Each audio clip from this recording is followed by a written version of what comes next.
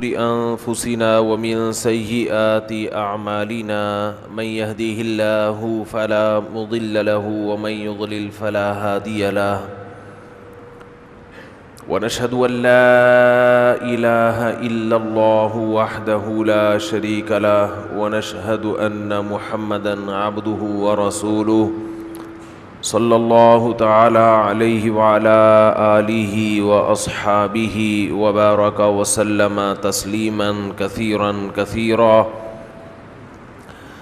اما بعد فاعوذ باللہ من الشیطان الرجیم بسم اللہ الرحمن الرحیم والذین آمنوا اشد حبا للہ وقال النبی صلی اللہ علیہ وسلم الا ان فی الجسد مضغة اذا صلحت صلح الجسد كله واذا فسدت فسد الجسد كله الا وهي القلب۔ قرآن مجید کی ایک آیت اور رسول اللہ صلی اللہ علیہ وسلم کی ایک حدیث پڑھی ہے۔ اللہ تعالیٰ سے دعا ہے اللہ تعالیٰ صحیح طرح سے بات کہنے کی، سننے کی، سمجھنے کی اور عمل کی توفیق عطا فرمائے۔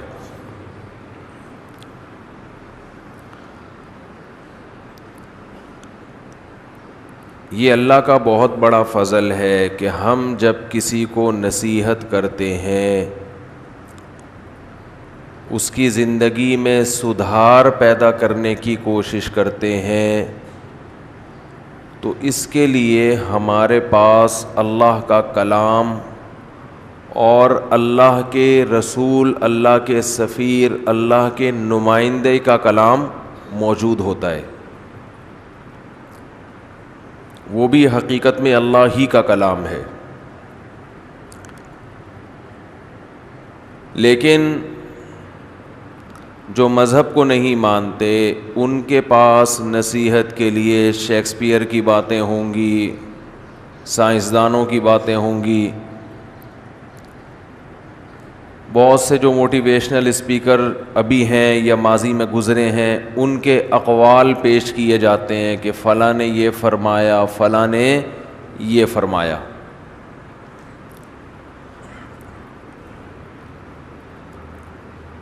تو اس جو فرمایا ہوتا ہے فلاں نے، اس کے 100% درست ہونے کا یقین نہیں ہوتا۔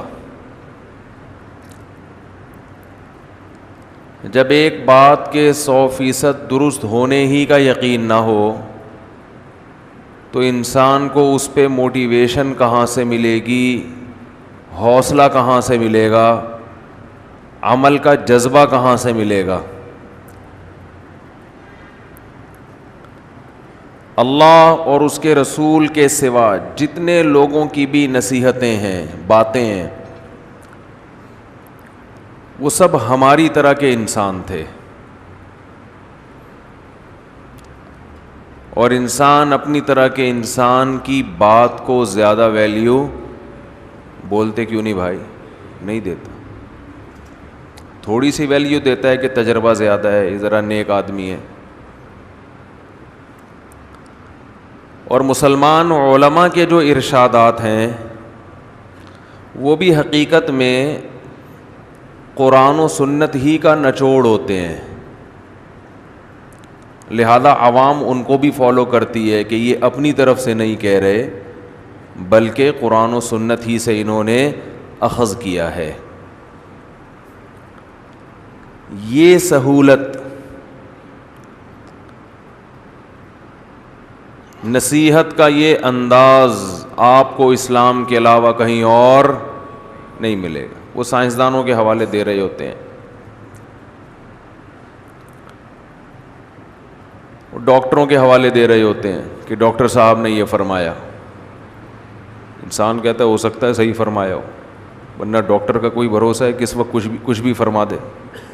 کیا خیال ہے بھائی؟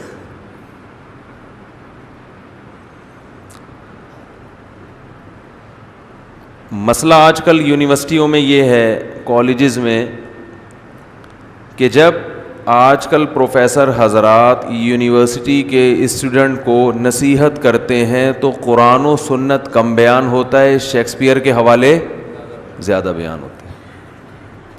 وہ سمجھتے ہیں شیکسپیئر کوئی بہت بڑی فلم تھا.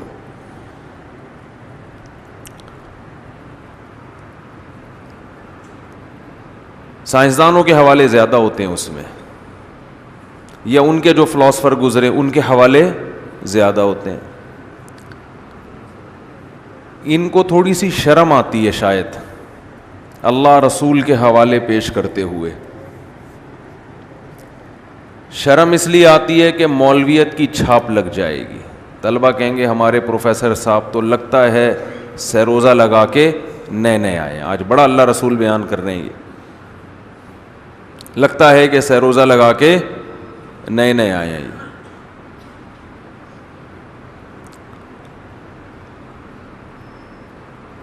حالانکہ ومن اصدق من اللہ قیلا, قرآن کہتا ہے اللہ سے زیادہ بات کسی کی سچی نہیں ہو سکتی. یہ حوالے دیتے کیوں ہیں دوسروں کے؟ دینا جائز ہے, منع نہیں ہے کہ اگر آپ کسی غیر مسلم کا حوالہ دے دیں, اس کا قول پیش کر دیں اور وہ قول صحیح ہو تو کوئی حرج نہیں ہے اس میں. لیکن یہ ہو کیوں رہا ہے؟ ایک تو یہ شو کرنے کے لیے کہ ہم لبرل لوگ ہیں, ہم مولوی نہ ہم مولوی ہیں نہ مولوی ٹائپ کے ہیں, ٹھیک ہے نا, نہ تو ہم مولوی ہیں اور نہ مولوی ٹائپ کے, ہم تو پڑھے لکھے لوگ ہیں, ایجوکیٹڈ لوگ ہیں. یہ شو کرنا مقصد ہوتا ہے. دوسرا ایک ذہن میں یہ بھی ہوتا ہے کہ اگر اللہ رسول کے اقوال یہ واقعی کامیابی کا ذریعہ ہوتے تو پھر مولوی لوگ کامیاب ہوتے نا. یہ مذہبی لوگ تو ناکام ہیں دنیا میں ہیں بھائی, تو حوالے ان کے پیش کرو جو کیا ہیں, کامیاب ہیں. کیا ہو گیا بھائی؟ جتنے اسلامی جو ملک مولوی ہیں وہ بھی ناکام. سعودی عرب ایک مولوی, آج کل جو مولوی کا ایک تصور ہے بھائی, سعودی عرب کیا ہے, شو تو یہی کرتا ہے نا میں اسلامی, تو اسلامی اور مولوی لوگوں نے ایک ہی چیز بنا دی ہے. پاکستان تو بہت بڑا ملا ہے حقیقت, کیونکہ پاکستان کے تو آئین میں یہ بات ہے, سب سے پہلی شقی یہی ہے کہ حاکم اعلیٰ کون ہے؟ اللہ ہے.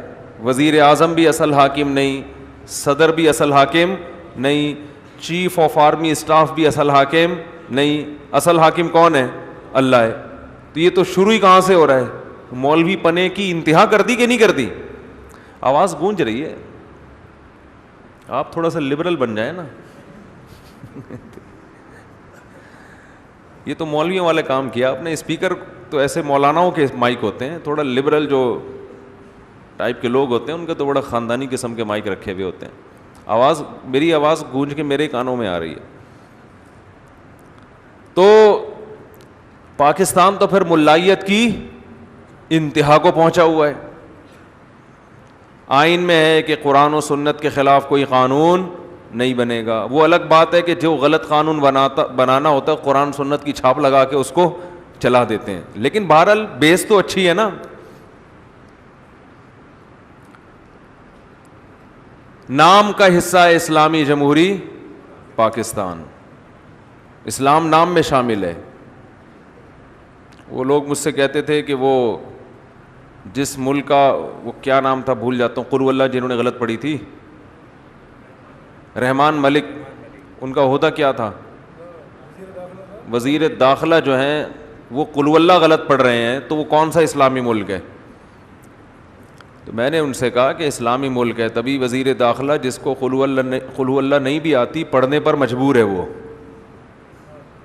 ورنہ اس کو کیا ضرورت تھی پڑھتا. منفی سوچو گے نا تو ہمیشہ الٹا سوچتے رہو گے. ہمارے ہاں ایک بہت بڑا فالٹ یہ ہے کہ کبھی سیدھا سوچنے میں خوشی نہیں محسوس ہوتی, الٹا ہمیشہ کیا کریں گے؟ سوچیں گے. ملک کے منفی پہلو نکالیں گے, شخصیتوں کے منفی پہلو.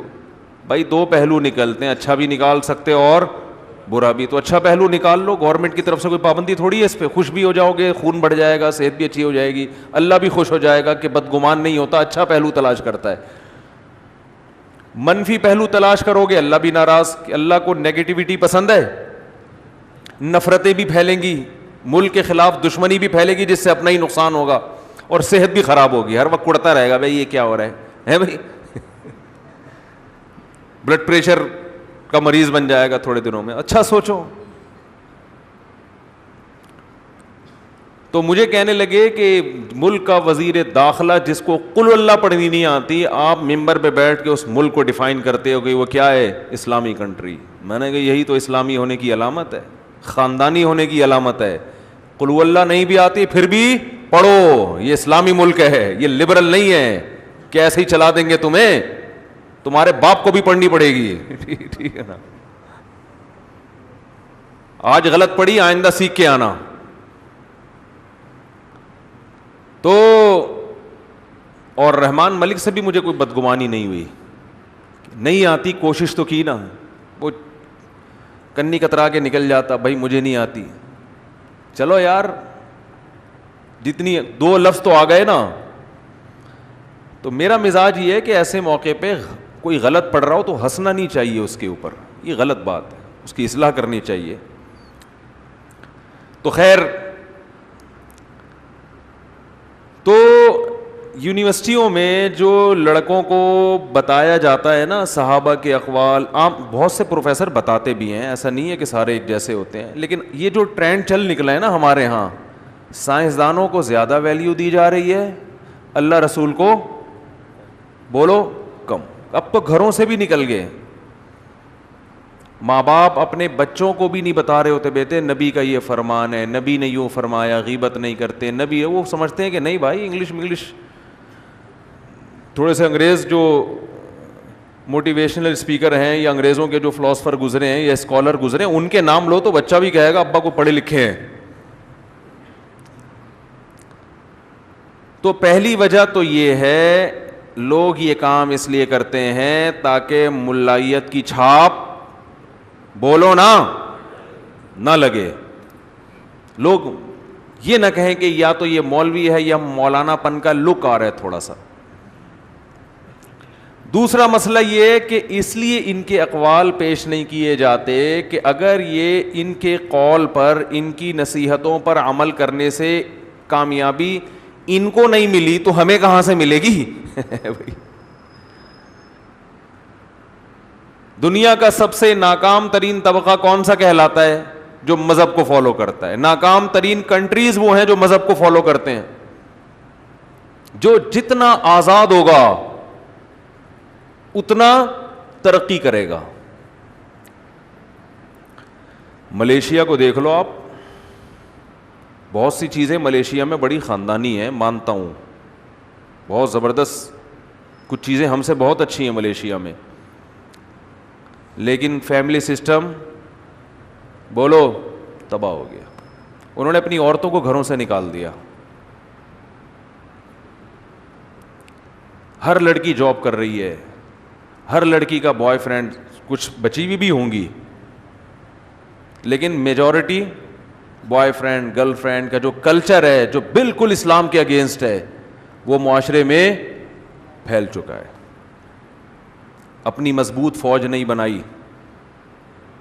قرآن کا حکم ہے نا فوج بناؤ, اعدوا لهم ما استطعتم من قوہ, باطل کے خلاف جتنی قوت اکٹھی کر سکتے ہو کرو.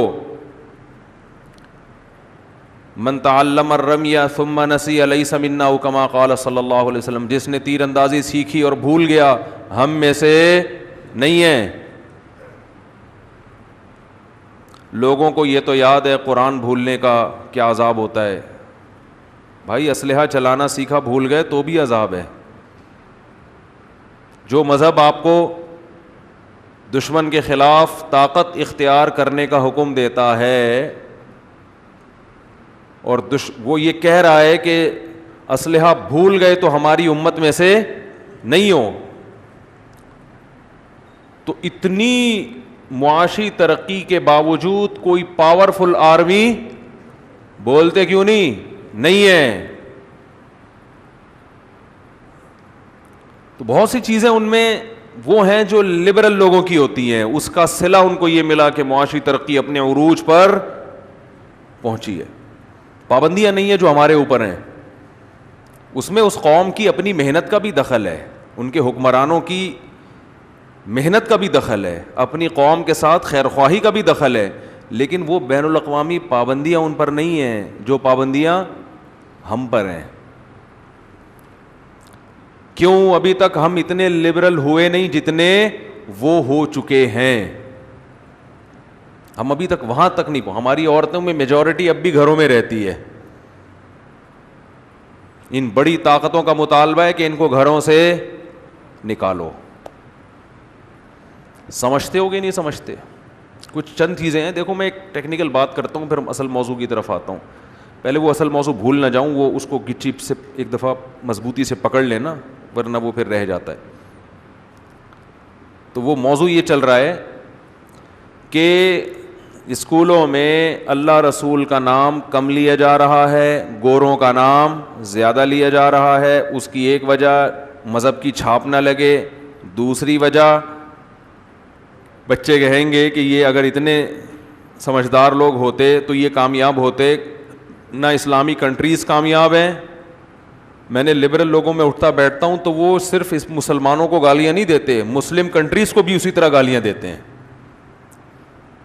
وہ ان کو بھی ایسے ہی برا بلا کہتے, ان کے بھی عیب تلاش کرتے ہیں. تو ان کو مذہب سے ہی نفرت ہے کہ یہ گلا گھوٹ رہے ہیں لوگوں کا, جس میں سعودی عرب کا نام لیا جاتا ہے, پاکستان کا نام لیا جاتا ہے. ان دو کنٹریز کا تو بہت ہی زیادہ نام لیا جاتا ہے, باقی کنٹریز بھی ہیں لیکن وہ اتنے آگے نہیں ہیں. حالانکہ ان دو کنٹریز میں بہت سے مثبت پہلو ہیں, بہت سارے مثبت پہلو بھی ہیں, ان کا تذکرہ نہیں ہوتا. تو وہ یہ کہتے ہیں کہ بھائی یہ کامیاب کیوں نہیں ہے, یہ ترقی میں پیچھے کیوں ہیں. تو یہ جھیپ مٹانے کے لیے نا یہ حوالہ پھر دیا جاتا ہے ان لوگوں کا جو دنیا میں کامیاب سمجھے جاتے ہیں. مجھے ایک بات بتاؤ, اچھا پھر اس میں ایک ہمارے ہاں مسلمانوں میں جو مذہب میں ایک طبقہ ایسا پیدا ہوا جس نے اسلام کا ایسا تصور پیش کرنا شروع کر دیا کہ لبرل لوگوں کا ایک بہت بڑا طبقہ دین کی طرف آ جائے. اسلام کو اتنا آسان کر کے پیش کرو کہ لبرل لوگوں کا, مذہب مخالف لوگوں کو اسلام ان کے لیے قابل قبول بن جائے. ان کا خیال یہ تھا اس سے پڑھے لکھے لوگ دین کی طرف آئیں گے, اور یہ جو ایک چھاپ لگی ہوئی ہے مذہب کی کہ مذہبی لوگ اکثر ناکام ہوتے ہیں, یہ چھاپ کیا ہو جائے گی؟ ختم ہو جائے گی. مذہبی لوگ ہوتے ہیں جو بیچارے رکشا چلانے والے, ٹیکسی چلانے والے, ٹھیلے لگانے والے. رائے میں جاؤ نا, زیادہ غریب ملیں گے آپ کو, مالدار بولو نا تھوڑے ملیں گے. ہیں بڑے بڑے کروڑ ارب پتی ہیں لیکن تھوڑے,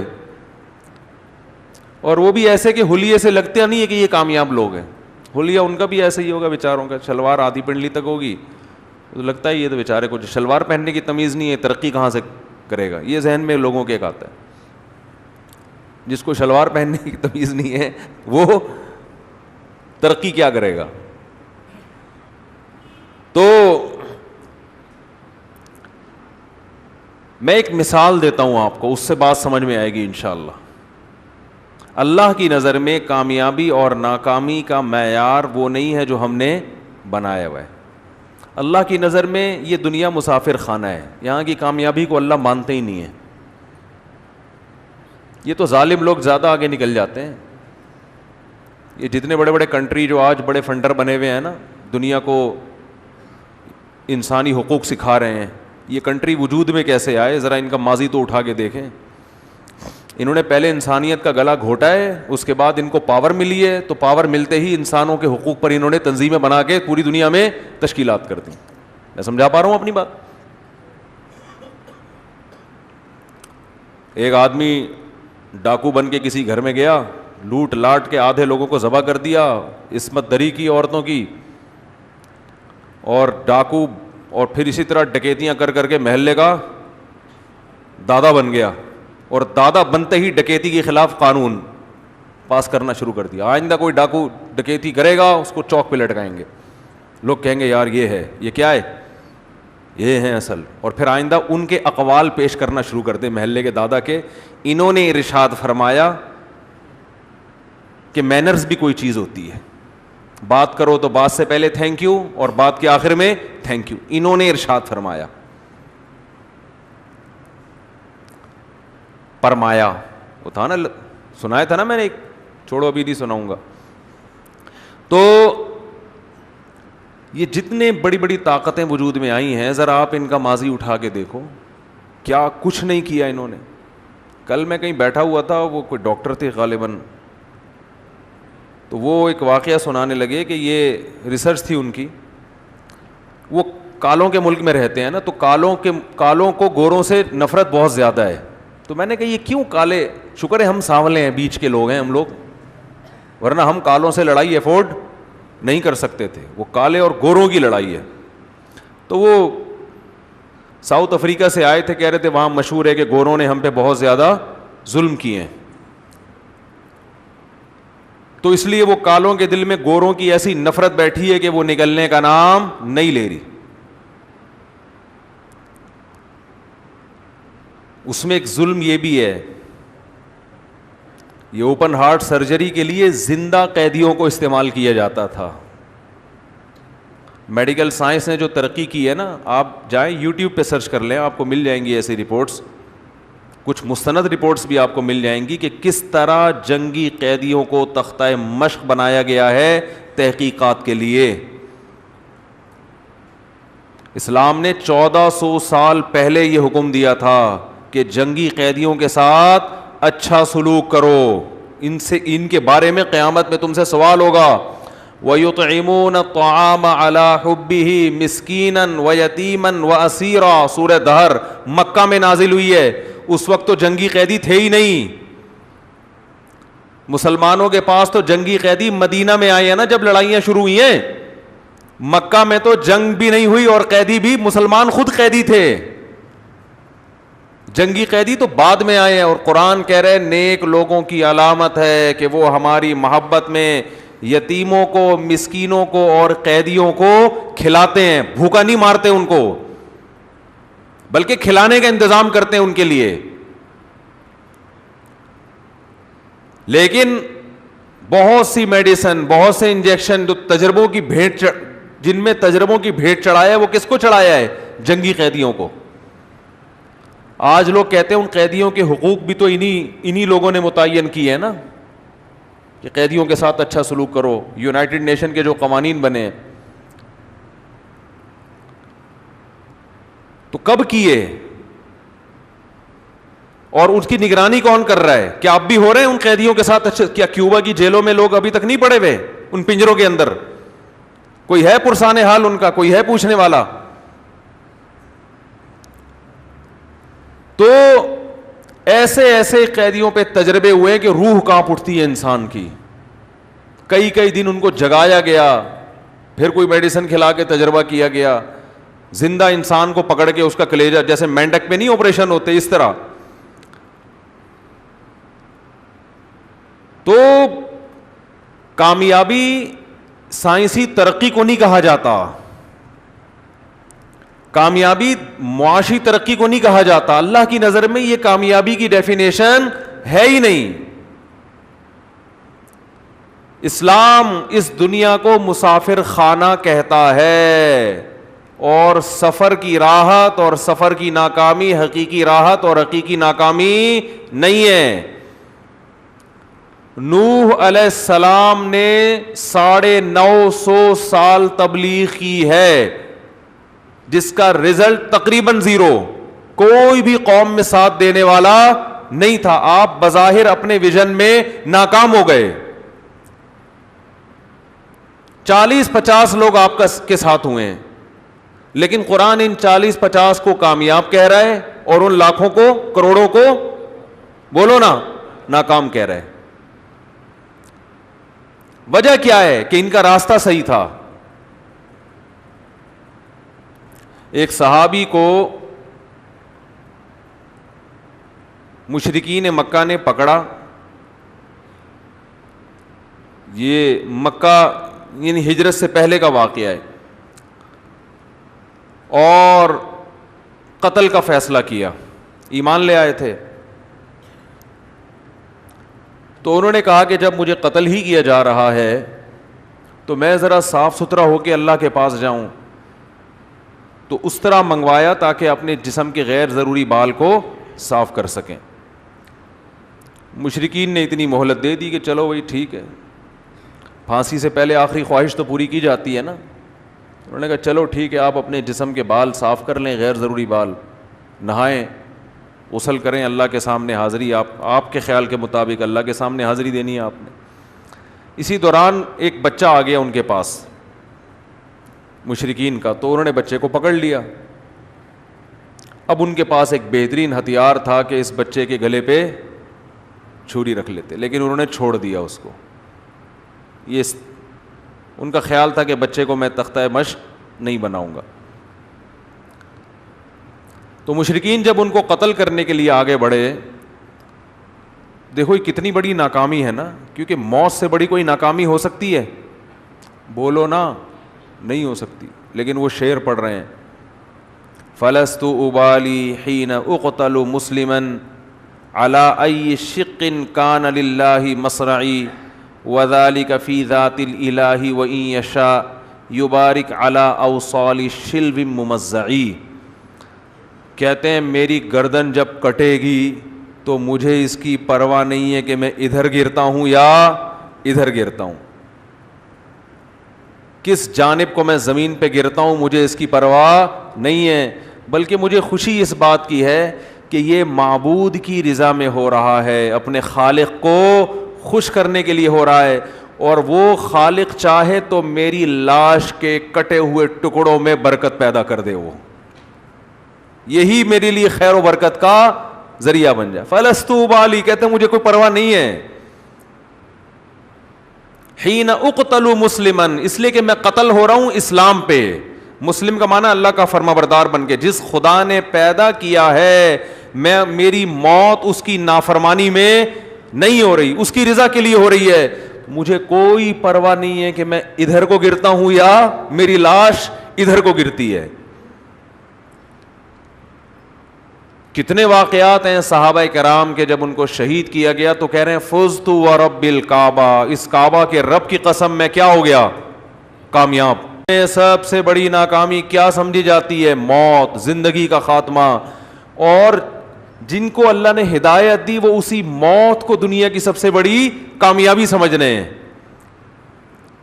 یہ ذہن آپ کا اسلام بنانا چاہتا ہے, یہ ذہن بنانا چاہتا ہے اسلام. اور نوح علیہ السلام کے واقعہ سے یہ بھی ہمیں سبق ملا کہ آپ نے مذہب میں تبدیلی نہیں کرنی ہے لبرل لوگوں کو مذہب کے قریب لانے کے لیے. چاہے پوری دنیا آپ کے مخالف ہو جائے, اسلام تبدیل جس نے آنا ہے اسی طرح آئے. اسلام میں پوری داڑھی ہے, تھی, ہے اور رہے گی قیامت تک. اسلام میں لباس کو ٹخنوں سے, مرد کے لیے لباس کو ٹخنوں سے اوپر رکھنا پڑے گا, چاہے لوگوں کو اچھا لگے یا برا لگے. اسلام میں عورت کے لیے پراپر پردہ فرض ہے, چاہے لبرل عورتوں کو یہ اسلام کی یہ بات پسند آئے یا نہ آئے, یہ کرنا پڑے گا آپ کو. اسلام آپ کو سود کھانے کی اجازت نہیں دیتا, چاہے آپ کی اس میں معاشی ترقی ہو یا معاشی نقصان ہو. اسلام غیر محرم عورت سے آپ کو ہاتھ ملانے کی اجازت بولو نا بھائی نہیں دیتا. اسلام شوہر کے مرنے کے بعد عورت کو پابند کرتا ہے کہ وہ 4 مہینے 10 دن شوہر کے گھر سے بولتے کیوں نہیں نہ نکلے وہ, اور اس دوران وہ زینت اختیار نہیں کر سکتی, اس کو پابند کر رہا ہے اسلام, چاہے وہ 99 سال کی بڈھی عورت کیوں نہ ہو. غامدی صاحب نے چینج کر دیا کہ نہیں جی ایکچولی اگر وہ اس کے پیٹ میں پریگننسی نہیں ہے تو پھر وہ باہر نکل سکتی ہے, کیونکہ نسب تو اب مشکوک نہیں ہے, وہ جہاں چاہے جا سکتی ہے. قرآن نے تو یہ فرق نہیں کیا کہ جوان عورت ہو یا بوڑھی عورت, بلکہ قرآن نے بوڑھی عورت کا الگ سے تذکرہ کیا ہے. واللائی یئسن من المحیض من نسائکم, وہ عورتیں جن کو حیض آنا بند ہو گیا, حیض سے مایوس ہو گئیں, یہ وہی تو ہیں جو بوڑھی عورتیں ہوتی ہیں, ان کی بھی عدت قرآن بیان کر رہا ہے. آج لوگ گھماتے ہیں باتوں کو, ایکچولی وہ یوں تھا, فون آتے ہیں نا لوگوں کے, مفتی بھی پریشان ہو جاتا ہے, ایکچولی وہ اصل میں یوں ہے, وہ دادی کے جنازے میں جانا ہے, والدہ نے عدت میں بیٹھی ہوئی ہیں, نہیں جا سکتی بھائی دادی کے جنازے میں, عدت کے دوران نہیں جا سکتی. وہ بیٹی کی شادی ہے, وہ شادی میں جانے سے منع کر رہے ہیں, میں نہیں منع کر رہا, قرآن منع کر رہا ہے. آپ جاؤ, منع کس نے کیا ہے؟ قرآن کوئی پولیس تھوڑی بھیجے گا آپ کے پیچھے, جاؤ, قیامت میں اللہ خود حساب لے لے گا آپ سے. اللہ کہے گا میں نے تجھے پابند کیا تھا کہ شوہر کی موت یا طلاق کی صورت میں تو نے گھر سے نہیں نکلنا ہے, کیوں جا رہی ہے؟ یہ کوئی شرعی عذر تھوڑی ہے. عدت کے حکام کی آج خواتین نے دھجیاں اڑا دی ہیں. گورے بن جاؤ بھائی, کیا مسئلہ ہے تمہارے ساتھ؟ میں تو یہ کہتا ہوں تمہیں ضرورت کیا ہے مسلمان کہلانے کی؟ نہ ادھر کے نہ ادھر کے. انگریز عورتوں کو عدت ہوتی ہے, ادھر مرا فوراً تھوڑا سا رونا آئے گا ان کو, پھر فوراً کہیں اور شادی, ڈی این اے شی این اے سے ان کو پتہ چل جاتا ہے اس کا ہے اس کا ہے, ٹھیک ہے نا, وہ ٹینشن ان کی ختم ہو گئی, بس ٹھیک ہے فوراً شادی. اسلام اجازت نہیں دیتا اتنا لبرل بننے کی میرے بھائی, ضرورت بول لو نا کیا ہو گیا, نہیں ہے, انسان بن جاؤ, ایک طرف آ جاؤ. آج بہت سارے کیسز ہو رہے ہیں, میاں طلاق دیتا ہے, عورت پرس ڈال کے گھر سے باہر. یہ تو بہت ہو رہا ہے. پھڈا شروع ہی یہاں سے ہوتا ہے کہ طلاق دی, میں جا رہی ہوں, اور ابا کا فون آیا آ جاؤ. قرآن کیا کہہ رہا ہے؟ اجازت دے رہا ہے جانے کی. لا تخرجوہن من بیوتہن, طلاق کے بعد نہ ان کو گھر سے تم نکال سکتے ہو, ولا یخرجنا, اور نہ یہ عورتیں نکل سکتی ہیں, وہی رہے گی. یہ اگر خطرہ ہے میاں غلط 3 طلاقوں کے بعد کوئی رابطہ کر سکتا ہے تو میاں گھر سے نکل جائے. ابا کو چاہیے اپنے بیٹے کو پکڑ کے باہر نکال دیں یہاں سے. ہاں کوئی بے حیائی کا خطرہ ہو خدا نخواستہ, کہ میں بار بار کہتا ہوں 3 طلاق دینے کے بعد خطرہ ہو کہ کہیں سے فتویٰ لے آ کے حلال کر لے گا, پھر ہم عورت کو کہتے ہیں نکل جاؤ, کیونکہ پھر بڑی برائی ہے نا, پھر وہ زنا کی طرف جائے گا, فتوے حلال کر کے زنا کرے گا وہ. تو یہ اسلام کے حکام ہیں کہ عورت عدت گزارنے کی, بولتے کیوں نہیں بھائی, پابند ہے. آپ لبرل لوگوں کو دین کے قریب کرنے کے لیے خواتین کے حقوق کے نام پہ عورت کے عدت کے حکام چینج نہیں کر سکتے. یہ عورت کو پر پابند ہے کہ طلاق ہوئی ہے یا شوہر کا انتقال ہوا ہے, وہ عدت گزارے گی. اور خاندان معاشرے کو چاہیے کہ اس کو مجبور کریں عدت پر. اس کو کہیں گے جب تم مسلمان ہو تو تمہیں کس نے پرمیشن دی ہے تم گھر سے نکلو؟ ایک صورت میں گھر سے باہر نکلنے کی اجازت دی گئی ہے, معاش, کمانے والا کوئی نہ ہو, کیونکہ شوہر کا تو انتقال ہو گیا نا. طلاق ہوئی ہے تو شوہر کی ذمہ داری ہے, عدت کا خرچہ دے گا.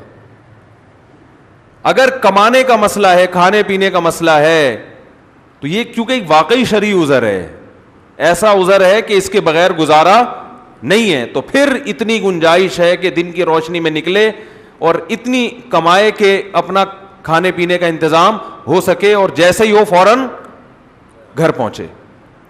یہ جب ہے جب کوئی کفالت کرنے والا نہ ہو. مگر ہمارے معاشرے میں آج وظیفے دبا کے چل رہے ہیں. اسلام نام ہے وظیفوں کا, لیلۃ القدر میں جاگ لیے, اور یہ صبح یہ والا وظیفہ پڑھ لیا, شام کو یہ والا وظیفہ پڑھ لیا.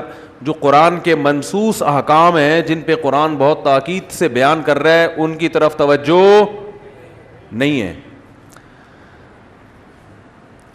یہاں میں بات اس موضوع پر تو میں بہت زیادہ, میں 2 چیزوں پہ بہت بولتا ہوں, 3 طلاق کے مسئلے پر, ایک خلا کے مسئلے پر, اس لیے کہ یہ تو ایک تو کوئی بول نہیں رہا اس پہ جتنا بولنا چاہیے. دوسرا اس نے نظام کیا کر دیا ہے, عدالتی خلا نے تو بیڑا ہی غرق کر دیا ہے نا. وہ تو سارا فیملی سسٹم کی ایسی کی تیسی کر دی ہے, اس لیے میں اس پہ بہت بولتا ہوں. تو یہاں بھی میں بولوں گا 3 طلاقیں ہو گئی ہیں تو قرآن و سنت کیا کہہ رہا ہے؟ بیوی کیا ہو گئی؟ حرام. اب یہاں میں نے بعض مفتیوں کو دیکھا ہے کہ مرد کے آنسو یا عورت کے آنسو دیکھ کے پگھل جاتے ہیں وہ کہ یار کچھ گنجائش. ایک مولانا بہت بڑے مولانا ہیں, اتنے بڑے مولانا کہ اگر آپ ان کی عظمت کو سر اٹھا کے دیکھیں تو ٹوپی گر جائے آپ کے پیچھے. نہ جانتے ہیں سب لوگ لیکن میں نام نہیں لوں گا, بہت بڑے مولانا ہیں. مجھے ایک دن کہنے لگے کہ مولانا, میں تو چھوٹا سا مولانا ان کے سامنے, وہ احتراماً انہوں نے مجھے مولانا کہہ دیا, کہہ رہے ہیں یار اگر میاں بیوی میں وہ شوہر غصے میں 3 نکال دیتا ہے, اب گھر اجڑ رہا ہے, بچے دبا ہو رہے ہیں, رول رہے ہیں, برباد ہو رہے ہیں, تو اسلام تو جوڑ چاہتا ہے نا. اسلام کیا چاہتا ہے؟ جوڑ. تو کہیں سے اگر گنجائش ملتی ہو تو اگر اہل حدیث کے قول پہ فتویٰ دے دیا جائے, وہ بھی تو ہیں تو مسلمان نا, وہ بھی کوئی خدا نہ خواستہ قادیانی تو نہیں ہے, کافر تو نہیں ہے, تو کہیں سے لے لو. اسلام تو کیا چاہتا ہے؟ جوڑ چاہتا ہے. یہ اچھے, یہ اللہ یہ چاہے گا کہ یہ بھی رو رہا ہے وہ بھی رو رہی ہے اور بچے آپس میں کیا ہو رہے ہیں؟ رول رہے ہیں. یہ ایک مولانا کی بات نہیں ہے, بڑے بڑے 4-5 مولاناؤں سے میں نے یہ سنی ہے بات کہ مجھے کہہ رہے ہوتے ہیں کہ تھوڑی سی گنجائش, تھوڑا ہاتھ کیا رکھو ہلکا. پنجابی میں کہتے ہیں نا رولا, کیا بولتے ہیں؟ ہولا. ہولا رکھو, تھوڑا ہولا یار, تھوڑا ہلکا ہے. ٹھیک ہے, جمہور کا یہی مذہب ہے کہ 3 ہوتی ہیں, لیکن یار اب تھوڑا سا اگر وہ کہیں وہاں سے فتویٰ لیتا ہے تو اتنے ایکسائٹیڈ کیوں ہو جاتے ہیں آپ؟ کیا خیال ہے بھائی؟ میں نے ان سے کہا, میں نے کہا دیکھیں اگر کہیں گنجائش مل رہی ہو جوڑ کی تو مجھے کیا ضرورت ہے میں جذباتی ہو جاؤں؟ وہ رو رہے ہیں, وہ بچے رول رہے ہیں, وہ بگڑ گئے, وہ تباہ ہو گئے, برباد ہو گئے, تو مجھے کون سا خوشی ہو رہی ہے اس پہ؟ لیکن یہ جو آج کل کے فتوے ہیں نا, ان کا کوئی اعتبار نہیں ہے, ان کا کوئی اعتبار. قرآن و سنت سے دکھاؤ ہمیں, اور اگر تقلید کرتے ہو تو 4 اماموں سے دکھاؤ. نہ آپ کے پاس تحقیق ہے نہ تقلید ہے, 2 ہی چیزیں ہیں نا امت جس پہ چل رہی ہے. یا تو براہ راست قرآن و سنت سے نکالا جائے گا مسئلہ, یا مجتہدین کو فالو کیا جائے گا. تو مجتہدین میں بھی کسی کا قول نہیں ہے, اور قرآن و سنت میں تو ہے ہی نہیں ہے, کچھ ہے ہی نہیں, تو کہاں سے نکالو گے بھائی؟ تو کہنے لگے کیا اللہ یہ چاہتا ہے کہ یہ دونوں جدا ہوں؟ اللہ تو چاہتے ہیں میاں بیوی مل کے رہیں. میں نے کہا اللہ 3 طلاق سے پہلے چاہتے ہیں, 3 طلاق کے بعد نہیں چاہتے. صحیح ہے نا؟ اب آپ چاہ رہے ہیں, یہ دونوں بھی چاہ رہے ہیں, آپ بھی چاہ رہے ہیں, اور ہو سکتا ہے میں بھی چاہ رہا ہوں, لیکن اللہ نہیں چاہ رہے. یہ اسلام اللہ کا دین ہے, یہ میرا اور آپ کا نہیں ہے, یہ اللہ کا قانون ہے. یہود و نصارہ نے یہی تو کر آ کے گھما کے چیزوں کو کیا کر دیا. دیکھو سب سے بڑا فالٹ یہودیوں میں کہاں سے پیدا ہوا؟ مذہب کے قریب لوگوں کو لانے کے لیے, مذہبی رہنما اپنی دکانیں چلانے کے لیے مذہب میں آسانیاں پیدا کرنا شروع کر دیں تاکہ لوگ ہمیں معاشرے میں قبول کر لیں.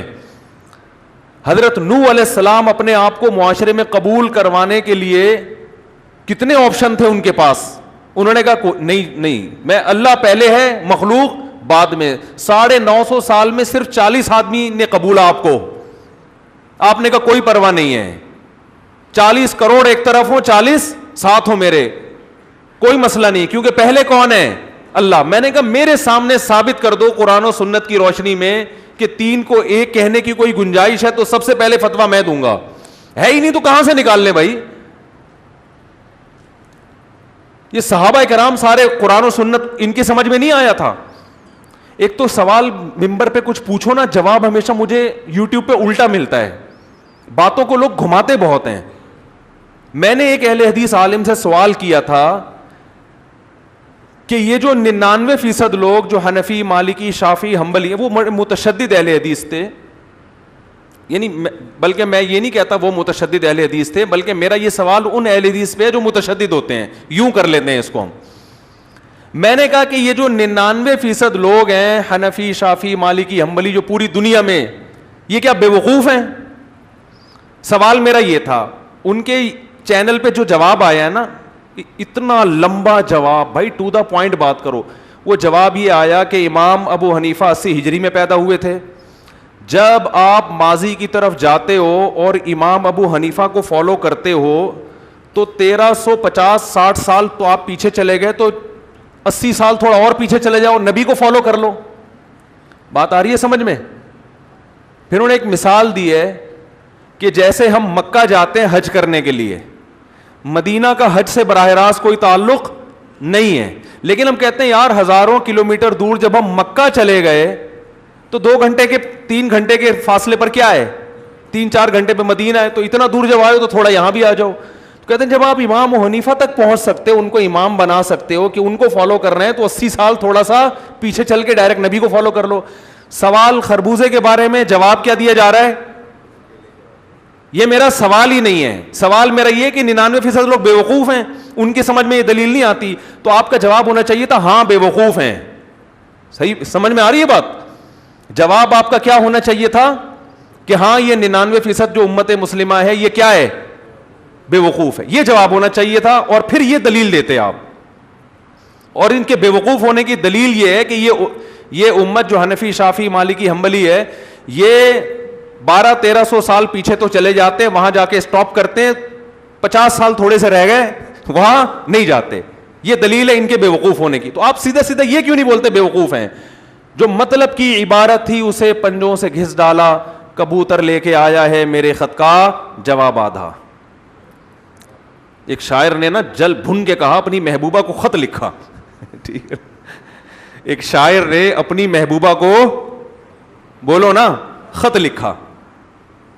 محبوبہ نے جواب دیا تو جواب میں ایران تو بہت تھا, اور سناؤ خیریت سے ہو؟ الحمدللہ میں بھی خیریت سے ہوں, اور آپ کی طبیعت ٹھیک ہے؟ جو آگے اس کا جو محبت کے جملے تھے نا, وہ پہلے زمانے میں کبوتر خط لے کے آتے تھے نا, تو وہ غلطی سے کبوتر کے پنجوں سے مٹ گیا. تو ایران اس خط میں بہت لمبا چوڑا تھا نا, ایران بہت تھا اس خط میں, کہ آپ کی طبیعت مطلوب خداوند کریم سے. جو پہلے خط ہوا کرتے تھے چشمے, وہ نور چشمی ٹائپ کی چیزیں, جو ساری وہ ڈال ڈول کے جو محبت کے جملے تھے وہ غلطی سے کبوتر نے. تو شاعر جل بھن کے کہتا ہے جو مطلب کی عبارت تھی اسے پندوں سے گھس ڈالا, کبوتر لے کے آیا ہے میرے خط کا جواب آدھا. اور پھر پورا ہی شعر پڑھ لیتا ہوں. ابتدائے عشق میں دل ہوا یوں خراب آدھا, کہ جیسے سیخ پہ چڑھتے ہی جل جائے کباب آدھا. کہہ رہے بھی ہمارے عشق کی ابتدا تھی اور ہمارے ساتھ ایسے معاملات شروع ہو گئے کہ جیسے کباب جب آدھا جل گیا نا, اب جب آدھا جل جائے تو دوسرے والے کو اگر آپ پکاؤ گے تو یہ جو آدھا ہے یہ اور جل جائے گا, اور اس کو نہیں پکاؤ گے تو آدھا کچا رہ جائے گا. تو ایک کنفیوز ہو جاتا ہے نا انسان. تو شاعر کہتا ہے میرے ساتھ یہی ہوا, اور یوٹیوب پہ میرے ساتھ بھی یہی ہو رہا ہے. میں جو چیلنج کرتا ہوں نا اس کا کہیں جواب نظر نہیں آتا, گھما کے کسی اور بات کا جواب دیا جا رہا ہوتا ہے, اور نیچے کمنٹس لوگوں کے واہ واہ زبردست, مفتی طارق مسعود تو جاہل ہے, اس کو خاموش کر دیا. خاموش کہاں کیا, آپ نے ہماری بات کا جواب ہی نہیں دیا. تو شاعر کا شعر تو پڑھ لوں نا, وہ اٹکا ہوا ہے, وہ نکل جائے گا, پھر آگے چلیں گے ہم. جو ابتدائے عشق میں دل ہوا یوں خراب آدھا, کہ جیسے سیخ پہ چڑھتے ہی جل جائے کباب آدھا.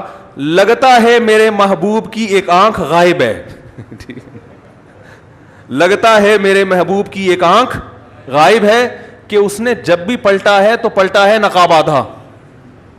یعنی یا تو پورا نقاب لے, ذرا سا بھی جلوہ نہ دکھا, سوال کا جواب ہی نہ دو. دینا ہے تو پورا جواب دو نا بھائی, جلوہ بھی آدھا تو اس مطلب لگتا ہے کہانی ہے, یہ آدھی آنکھ ایک آنکھ اس محبوبہ کی کیا ہے, غائب ہے. تو کہہ رہے نا جلوہ کرا رہی ہے, ترسا رہی ہے.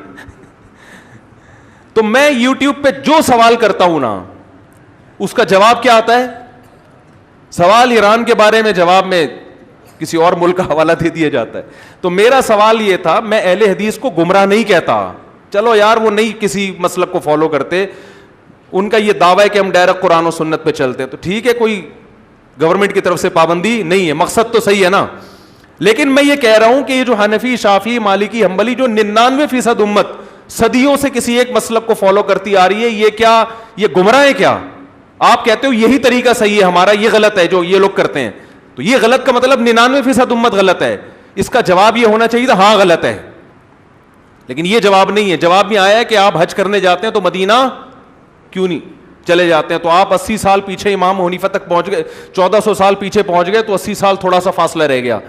یہ جواب بھی غلط ہے. یہ اس لیے غلط ہے کہ آپ جن علماء کو فالو کر رہے ہیں نا, آپ کی عوام, وہ 1400 سال پہلے نہیں جا رہے, وہ اسی صدی میں آ کے بریک لگا لیتی ہے. اور ہم کہاں جا رہے ہیں؟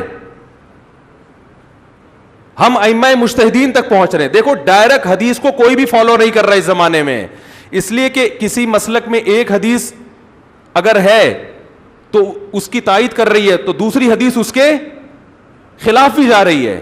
تو آپ علماء ہی سے پوچھتے ہو کہ 2-4 قسم کی حدیثیں, ان میں آپ کی رائے کیا ہے, آپ کا مسئلہ کیا ہے. جیسے امام کے پیچھے فاتحہ, جہاں حدیث میں آتا ہے امام کے پیچھے قرات کرنے کا حکم ہے, وہیں حدیث میں یہ بھی آتا ہے کہ من کان لہو امام فقراۃ الامام لہو قراءۃ, جس کا امام ہو تو امام کی قرات مقتدی کے لیے کافی ہے. وہاں حدیث میں یہ بھی آتا ہے, مسلم کی حدیث ہے, انما جعل الامام لیتم بہ, امام کو امام اس لیے بنایا جاتا ہے اس کی اقتداء کی جائے. اذا کبر فکبروا, تکبیر کہے تو تکبیر کہو. واذا قرأ فانصتوا, صحیح مسلم کے الفاظ ہیں, قرات کرے تو خاموش ہو جاؤ. واذا قال ولا الضالین, جب ولا الضالین کہے قولوا آمین. واذا رکع, جب رکوع کرے فرکعوا, تو تم بھی اس کے ساتھ رکوع کرو. یہاں امام کو قرات کا حکم دیا جا رہا ہے, مقتدی کو صرف آمین کہنے کا حکم دیا جا رہا ہے. اسی طرح قرآن مجید یہ جو کہتے ہیں حدیث میں آتا ہے کہ لا صلاۃ الا بفاتحۃ الکتاب, سورہ فاتحہ کے بغیر نماز نہیں ہوتی. صحیح مسلم میں دوسری حدیث بھی ہے, من لم یقرأ بفاتحۃ الکتاب فصاعدا, جو سورہ فاتحہ پلس تلاوت نہیں کرتا اس کی نماز نہیں ہوتی. ہم کہتے ہیں جب باقی تلاوت میں امام کی تلاوت مقتدی کے لیے کافی ہے تو فاتحہ میں بھی کافی ہونی چاہیے. میرا مقصد ابھی فروعی مسائل کے دلیل دینا نہیں ہے, دلیل ادھر بھی ہے ادھر بھی ہے. تو آپ ان مختلف دلائل میں اپنے عالم کو فالو کرتے ہو جس پر آپ کو اعتماد ہوتا ہے, آپ اس کی رائے کو لے رہے ہوتے, آپ ڈائریکٹ نبی کو فالو نہیں کر رہے ہوتے. ڈائریکٹ نبی کو فالو کرو گے تو یہ تو ساری حدیثیں نبی کی ہیں, ان میں کس کو لینا ہے کس کو چھوڑنا ہے یہ تو علماء بتائیں گے. آپ 15ویں صدی کے علماء کو فالو کر رہے ہو اور ہم تابعین کے دور کے مجتہد کو فالو کر رہے ہیں. آپ کراچی میں بیٹھے ہوئے ہو, ہم حج کرنے کے لیے مکہ چلے گئے, تو آپ ہمیں مشورہ دے رہے ہو کہ مدینہ کیوں نہیں جا رہے, جبکہ آپ ابھی تک مکہ بھی نہیں پہنچے. آپ سمجھ میں آ رہی ہے بات؟ تو ہم کم از کم مجتہد کو فالو, قرآن و سنت میں سمجھنے کے لیے مجتہد تک تو پہنچتے ہیں, اور مجتہد آج کا نہیں بلکہ صدیوں پرانے جنہوں نے تابعین کی زیارت کی ہو. اور آپ کے مسلک کے لوگ قرآن و سنت سمجھنے کے لیے 15ویں صدی کے مولویوں کو فالو کر رہے ہیں. تو نبی صلی اللہ علیہ وسلم کو ڈائریکٹ کوئی بھی فالو نہیں کر رہا اس زمانے میں. فروعی اور اختلافی مسائل میں تو علماء ہی کو فالو کیا جاتا ہے. آپ کے علماء آپ کو جو رائے بتاتے ہیں آپ اس کو فالو کرتے ہو, تو آپ تو وہاں تک پہنچے ہی نہیں, آپ تو یہیں پر پہنچے ہوئے. اور جو 15ویں صدی کے مولوی کو فالو کر رہا ہے وہ کہہ رہے ہیں میں ڈائریکٹ قرآن و سنت کو فالو کر رہا ہوں, اور جو مجتہد کو فالو کر رہا ہے اس کو کہہ رہے ہو کہ یہ قرآن و سنت کو فالو نہیں کرتے. تو یاد رکھو, اس کو خوب اچھی طرح اس بات کو سمجھیں کہ بات یہ نہیں ہے کہ کون نبی کو فالو کر رہا ہے کون مجتہد کو فالو کر رہا ہے. بات یہ ہے کہ نبی کے قول کے 2 مطلب بیان کیے جا رہے ہیں. ایک مطلب ابو حنیفہ نے بیان کیا اور ایک مطلب 15ویں صدی کا کوئی مولوی بیان کر رہا ہے. ہم کہتے ہیں جو مطلب ابو حنیفہ بیان کر رہے ہیں یا امام شافعی بیان کر رہے ہیں وہ مطلب کے صحیح ہونے کا امکان زیادہ ہے, اور جو مطلب 15ویں صدی کا مولوی بیان کر رہا ہے اس مطلب کے غلط ہونے کا امکان زیادہ ہے. مقلد ہم بھی ہیں, مقلد آپ بھی ہیں. آپ 15ویں صدی کے مولویوں کی تقلید کر رہے ہیں اور اپنے آپ کو محقق کہتے ہیں, اور ہم مجتہدین کی تقلید کر رہے ہیں جن کو 99% امت نے فالو کیا. آپ ہمیں کیسے گمراہ کہہ سکتے ہو؟ بہت مشکل ہے بات سمجھانا. تو میں نے جنہوں نے مجھے یوٹیوب کا کلپ بھیجا نا جس میں نے کہا تھا 99% لوگ کیا بے وقوف ہیں, تو انہوں نے جواب دیا کہ وہاں تک کیوں نہیں چلے جاتے. میں نے کہا جو میرے سوال کا مطلب نہ سمجھے وہ قرآن و سنت کیا سمجھے گا؟ وہ ہماری بات کا مطلب آپ کی سمجھ میں نہیں آ رہا. یہ ایک اور مثال سے میں یہ دعویٰ سمجھاتا ہوں, اس سے زیادہ سمجھ میں آئے گا. میری ایک اہل حدیث عالم سے بات ہوئی, میں نے صحابہ کے فتاویٰ پیش کرنا شروع کیے کہ جو 3 طلاق کو 3 کہتے تھے. انہوں نے کہا دیکھو جب آپ صحابہ تک جا سکتے ہو تو نبی تک کیوں نہیں جا سکتے؟ ڈائریکٹ نبی سے بتا دو نا. بات آ رہی ہے سمجھ میں؟ کہنے لگے ہم نے کلمہ نبی کا پڑھا ہے صحابہ کا, یہ ان کے الفاظ تھے کہ ہم نے کلمہ نبی کا پڑھا ہے صحابی کا نہیں پڑھا. میں نے کہا صحابی نے کس کا کلمہ پڑھا تھا یہ بتاؤ. تم نے تو نبی کا کلمہ پڑھ لیا, تمہیں نبی کی بات سمجھ میں آ رہی ہے, اور جو درجنوں صحابہ کے فتاوا ہم پیش کر رہے ہیں ان کی بات کو تم یہ کہہ کے رد کر رہے ہو کہ ہم صحابہ کا کلمہ نہیں پڑھتے, ہم کس کا کلمہ پڑھتے ہیں؟ نبی کا. اس کا مطلب صحابہ نے کسی اور کا کلمہ پڑھا تھا اور نبی کا کلمہ صرف آپ نے پڑھا ہے. تو بات یہ ہے کہ صحابہ نے بھی نبی کا کلمہ پڑھا, آپ نے بھی, لیکن صحابہ نبی کی بات کو زیادہ اچھی طرح سمجھے اور آپ نبی کی بات کو زیادہ اچھی طرح نہیں سمجھے. اس لیے ہم نبی کی بات کو سمجھنے کے لیے صحابہ کے فتوے کو فالو کرتے ہیں, اور آپ کے جو مقلد ہیں وہ نبی کی بات کو سمجھنے کے لیے آپ کے فتوے کو فالو کر رہے ہیں. تو ابو حنیفہ یا صحابہ کی سمجھ نبی کی سمجھ کے مقابلے میں لا کے مت پیش کیا کرو. ابو حنیفہ یا صحابہ کی سمجھ آپ اپنے مولویوں کے مقابلے میں لا کے پیش کیا کرو کہ ان دونوں کی سمجھ میں ٹکراؤ ہو رہا ہے. آ رہی ہے بات سمجھ میں کہ نہیں آ رہی ہے؟ تو لفاظی کا دور ہے, باتوں کو گھمانے. اور آج کل کے جو مولوی ہیں ان کا یہ نہیں پتا ہوتا یہ حدیث کا ترجمہ بھی صحیح کر رہے ہیں کہ نہیں کر رہے ہیں. ایک بہت بڑے اہل حدیث عالم وہ ٹی وی میں خطاب کر رہے تھے, ان سے 3 طلاق کا مسئلہ پوچھا گیا. انہوں نے کہا نبی صلی اللہ علیہ وسلم کے دور میں, مسلم کی حدیث ہے کہ ایک مجلس کی 3 طلاقیں ایک سمجھی جاتی تھیں. میں نے لوگوں سے کہا یہ حدیث کا ترجمہ غلط ہو رہا ہے, اور ان کے اندھے مقلدین کو دیکھو کہ اس تقلید کو کس کی اتباع کا نام دے رہے ہیں؟ نبی کی اتباع کا. کہہ رہے ہیں ہم 1400 سال پرانا جا رہے ہیں, اور یہ حنفی لوگ یا شافی لوگ 1200 سال پہ کیا کر لیتے ہیں؟ اسٹاپ کر لیتے ہیں, اس سے 100 سال پیچھے جانے کے لیے تیار نہیں ہے. آپ 1400 سال پیچھے نہیں جا رہے, آپ ٹی وی میں کوئی مولانا صاحب آ رہے ہیں جن کا یہ بھی نہیں پتا کہ یہ حدیث کا ترجمہ صحیح کر رہا ہے کہ نہیں کر رہا. آپ حدیث کو سمجھنے کے لیے اس کو فالو کر رہے ہو, ڈائریکٹ حدیث کو کوئی بھی فالو نہیں کر رہا.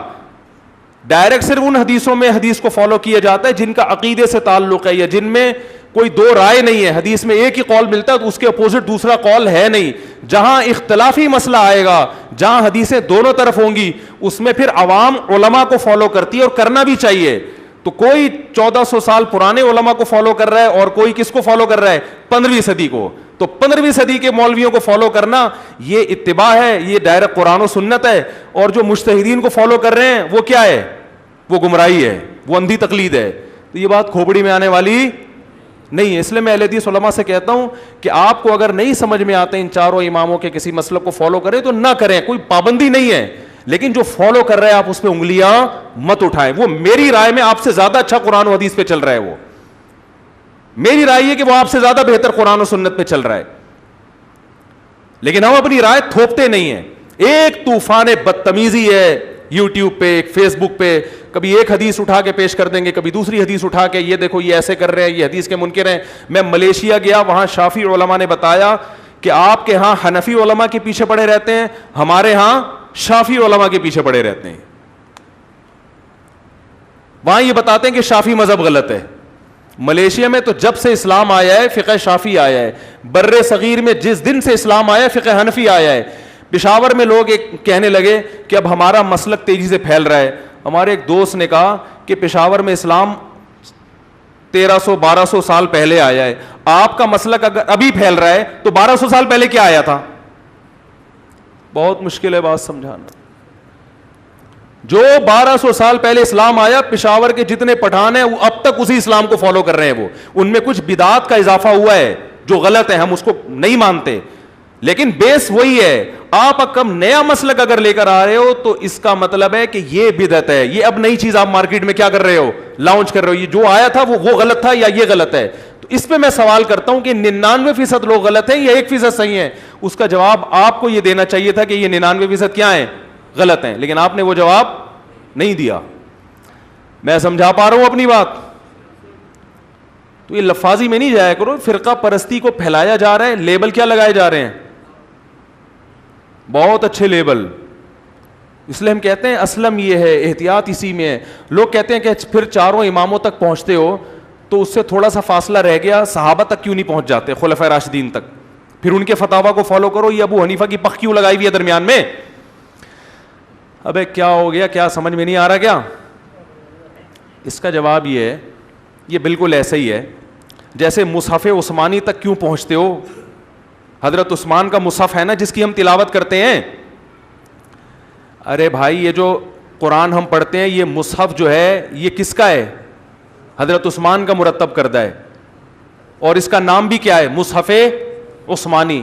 تو اگر کوئی کافر اٹھ کے ہم سے پوچھے کہ تم حضرت عثمان تک قرآن پہنچا دیتے ہو تو تھوڑا ہی فاصلہ رہ گیا, مصحف محمدی کو فالو کیوں نہیں کر لیتے؟ ہم کہیں گے نبی صلی اللہ علیہ وسلم کا جو مصحف تھا وہ ہمارے پاس کتابی شکل میں A to Z موجود نہیں ہے, وہ حضرت عثمان نے مرتب کیا ہے. تو نبی صلی اللہ علیہ وسلم نے جو قرآن و سنت ہمارے سامنے بیان کیا, اس سے جو اسلامی لا ریٹن فارم میں آیا ہے, A to Z لکھا گیا ہے, وہ ان چاروں اماموں کے شاگردوں نے لکھا ہے, اس سے پہلے لکھا ہی نہیں گیا, وہ مرتب شکل میں ہمارے پاس موجود ہے ہی نہیں. جب موجود ہے ہی نہیں تو فالو کیسے کریں ہم اس کو؟ سمجھ میں آ رہی ہے کہ نہیں آ رہی ہے ہی نہیں ریٹن فارم میں. صحابہ کے فتوے آپ کو A to Z ملیں گے ہی نہیں اس ترتیب کے ساتھ. جیسے کوئی کہے بخاری کی حدیث کو کیوں فالو کرتے ہو, حضرت ابو ہریرہ کی حدیثوں کو کیوں فالو نہیں کرتے؟ ہم کہیں گے بھائی حضرت ابو ہریرہ کی جو حدیثیں تھیں وہ کس میں آ گئی ہیں؟ وہ ریٹن فارم میں بخاری میں آئی ہیں. اب ڈائریکٹ نبی تک نہیں پہنچا جا سکتا. نبی تک پہنچنے کے لیے, نبی کی حدیث کے لیے آپ امام بخاری کے محتاج ہو. مصحف کے لیے مصحف عثمانی کے محتاج ہیں ہم جو قرآن ہے. حدیث کے لیے ہم حدیث کے جو مؤلفین ہیں ان کے محتاج ہیں. قراءت, جس لب و لہجے میں ہم قراءت کرتے ہیں, یہ ابو حفص عاصم والا لب و لہجہ ہے, یہ بھی کوفہ کے قاری تھے. اب کوئی ابو حفص کی قراءت, کوئی اعتراض کرے ابو حفص کی قراءت میں قرآن پڑھتے ہو, عبداللہ بن مسعود کی قراءت میں کیوں نہیں پڑھتے؟ اور عبداللہ بن مسعود تک تو تمہارا اسٹیشن پہنچ گیا, نبی تک تو تھوڑا ہی رہ گیا, نبی کی قراءت میں کیوں نہیں قراءت کرتے؟ ہم کہتے ہیں کہ ابو حفص عاصم نے نبی کے علاوہ کوئی اور قراءت نہیں کی ہے. ساری قراءتیں تھیں, ان پر 7 مشہور قراء نے کام کیا ہے, تو یہ قراءتیں سمٹ کے ان 7 مشہور قراء میں بند ہوئی ہیں. لہذا آج کوئی ڈائریکٹ نبی تک نہیں پہنچ سکتا, ان مشہور قراء میں سے کسی ایک قراءت پر اس کو تلاوت کرنی پڑے گی. تو ایسے ہی فقہی مسائل بہت منتشر تھے, یہ سمٹ کے چاروں فقہا نے کیا کر دیے؟ ریٹن فارم میں مرتب کر دیے ہیں. اور جب سے یہ ریٹن فارم میں آئے ہیں, امت میں 99.99% طبقہ ان چاروں میں سے کسی ایک کو کیا کر رہا ہے؟ فالو کر رہا ہے. تو آپ کو اگر 1.5 اینٹ کی مسجد بنانی ہے تو ٹھیک ہے بنائیں, لیکن آپ اس پہ یہ لیبل نہ لگائیں کہ ہم صحیح ہیں اور یہ کیا ہیں, یہ مقلد ہیں, یہ اندھے ہیں, یہ قرآن و سنت کو نہیں مانتے. ہم قرآن و سنت میں جو اختلافی مسائل ہیں ان میں اپنی عقل چلانے کے بجائے کسی پڑھے لکھے کو فالو کرتے ہیں, ایسا پڑھا لکھا جس کو آپ بھی مانتے ہیں, اور آپ کی عوام آپ کو فالو کر رہی ہے. لیبل یہ لگا رہی ہے ہم کس کو فالو کر رہے ہیں؟ نبی کو فالو کر رہے ہیں. بات کھوپڑی میں آ رہی ہے کہ نہیں آ رہی ہے؟ تو لیبل لگے ہوئے ہیں, لیبل, خوشنما نعرے ہیں. ایک حدیث جو ہے نا, ایک کو صحیح یا ضعیف کہنا, آپ اس پہ ذرا تحقیق کرنے پر آؤ. جو لوگ حدیث کو کہہ رہے ہوتے ہیں نا صحیح, وہ اس لیے صحیح کہہ رہے ہوتے ہیں کہ مولوی صاحب نے کیا کہا ہوتا ہے؟ صحیح. اپنی تحقیق بولو نہیں ہوتی. جو ضعیف کہہ رہے ہوتے ہیں اس لیے کہ ان کے مولانا نے کیا کہا ہوتا ہے؟ ضعیف. ہر چیز میں تو آپ محتاج ہو. ایک آخری سوال کا جواب دے کے بس موضوع کو سمیٹتا ہوں. میں نے ایک بیان کیا تھا کہ دین بابوں کے بغیر ممکن نہیں ہے, اور قرآن کی آیت پیش کی تھی کہ قرآن میں قرآن کو فالو کرنے کے 2 طریقے بتائے ہیں. ایک اتبعوا ما انزل الیکم من ربکم, اللہ نے فرمایا جو قرآن نازل کیا اس کو فالو کرو. ایک جگہ قرآن نے فرمایا واتبع سبیل من اناب الی, اس شخص کو فالو کرو جو قرآن کو فالو کر رہا ہے. یہاں بیچ میں کیا آ گئی؟ شخصیت. شخص کو فالو کرو. یہ شخص کو بابے کہا جاتا ہے نا عرف میں. تو کسی نے کہا کون سے والے بابے کو؟ دیوبندی بابے کو, بریلوی بابے کو, اہل حدیث بابے کو؟ بابوں نے تو بیڑا غرق کر کے رکھا ہوا ہے, کس بابے کو فالو کریں؟ لہذا انہوں نے کہا یہ مولوی کیا کر رہا ہے؟ فضول باتیں کر رہا ہے. تو سوال پیدا ہوتا ہے یہ کہ اشکال ہے, واقعی صحیح اشکال ہے کہ بابے کون سے بابے کو فالو کریں, سوال یہ پیدا ہوتا ہے.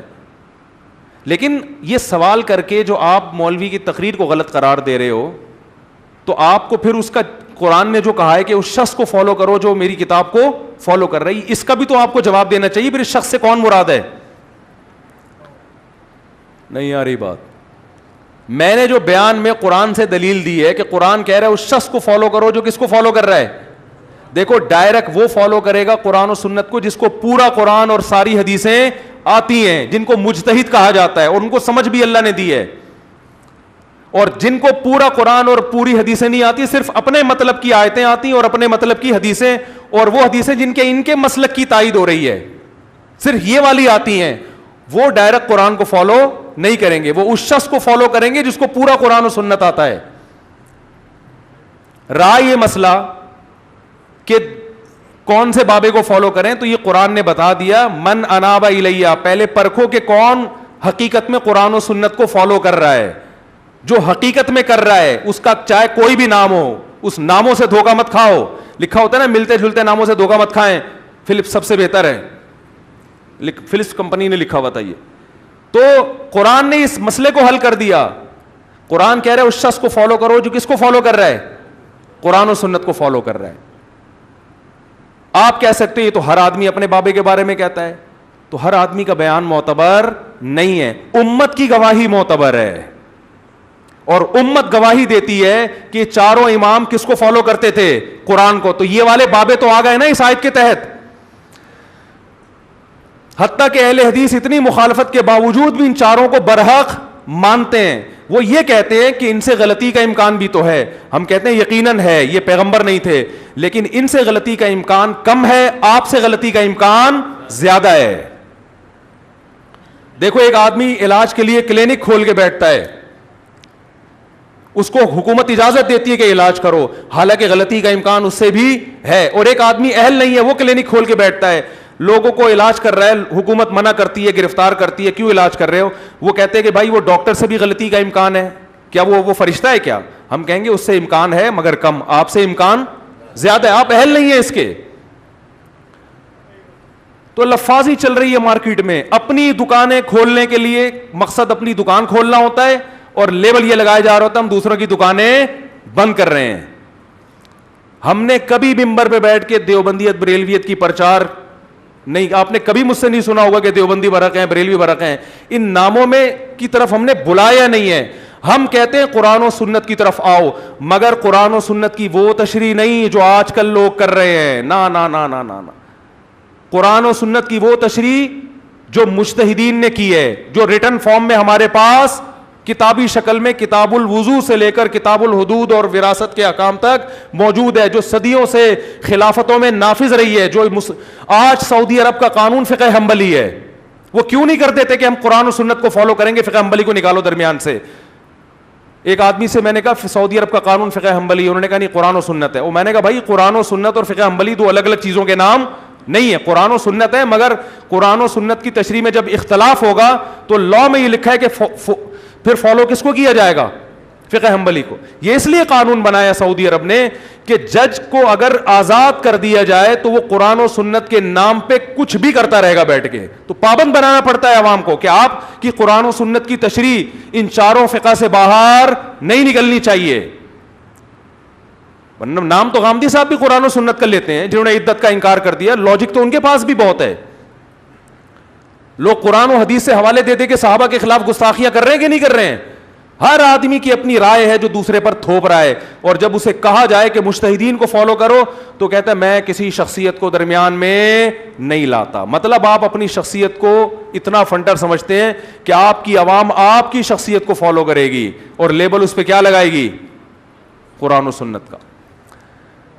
تو یہ چل رہا ہے مارکیٹ میں.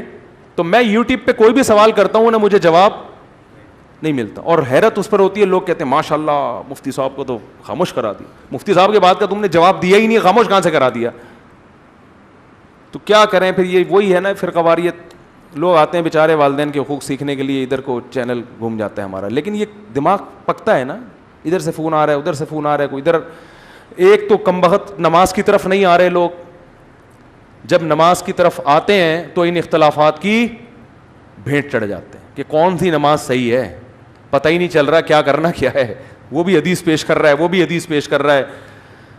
طلاق کے مسئلے میں آپ ذرا فتوے لینا شروع کرو, ادھر کچھ اور فتویٰ ہوگا, ادھر کچھ اور فتویٰ ہوگا. پھر عوام ان سارے فتووں کو لکھ کے دیکھتی ہے کہ میرے لیے سوٹیبل ان میں کون سا والا ہے. بیوی اپنے لحاظ سے چل رہی ہوتی ہے. ایک خاتون نے مجھے کہا کہ میرے میاں نے 3 طلاقیں دے دی ہیں نا, اور ایسا منہ بنایا, بڑی ہوشیار خاتون تھی, بہت پرانا قصہ ہے, وہ بھول گئی ہوں گی خاتون, کوئی غیبت نہیں ہے کسی کی.